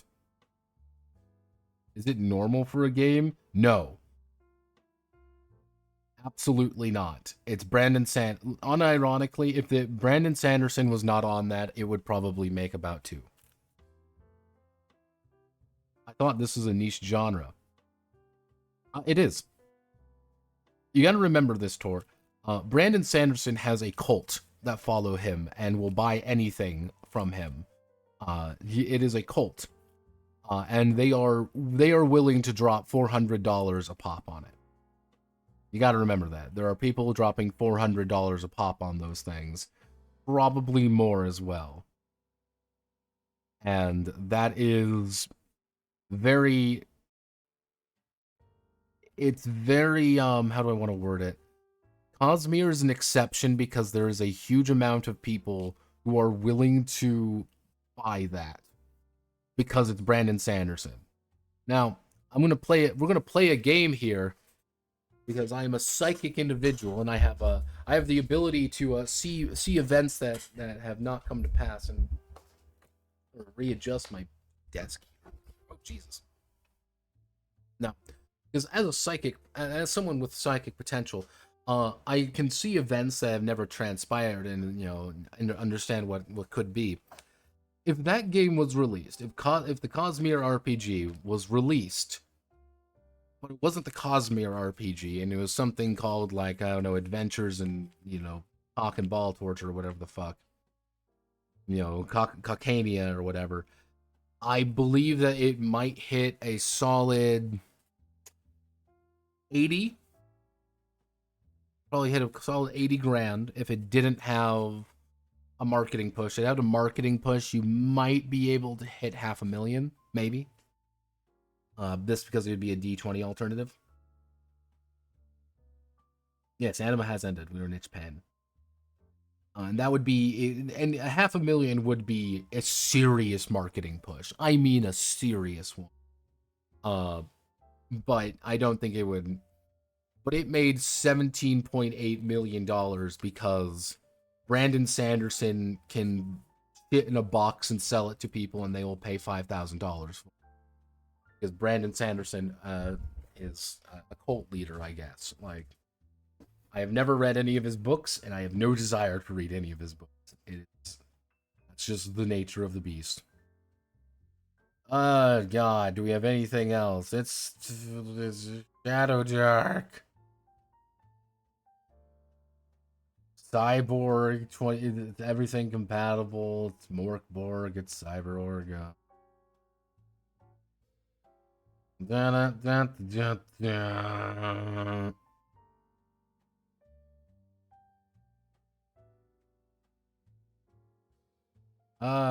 else?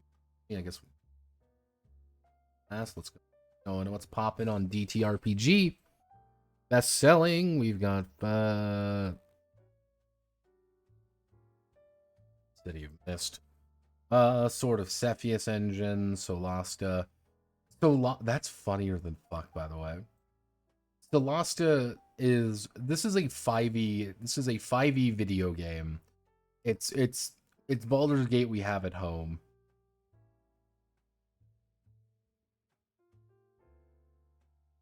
Systems my ass. Yeah, nothing too exciting. Yep, there's Cosmere RPG magazine. Yay, Scrim. Yay.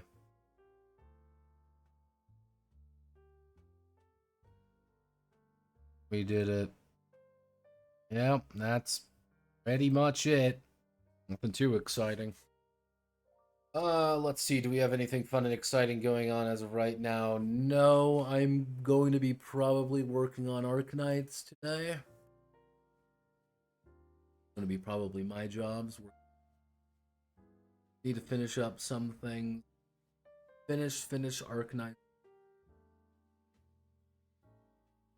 Then we'll be after Arknights is finished.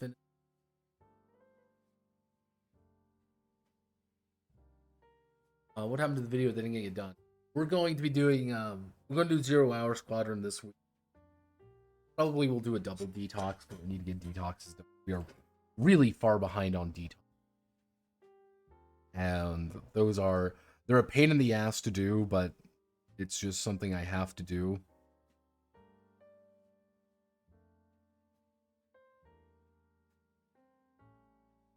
That's the nature of it.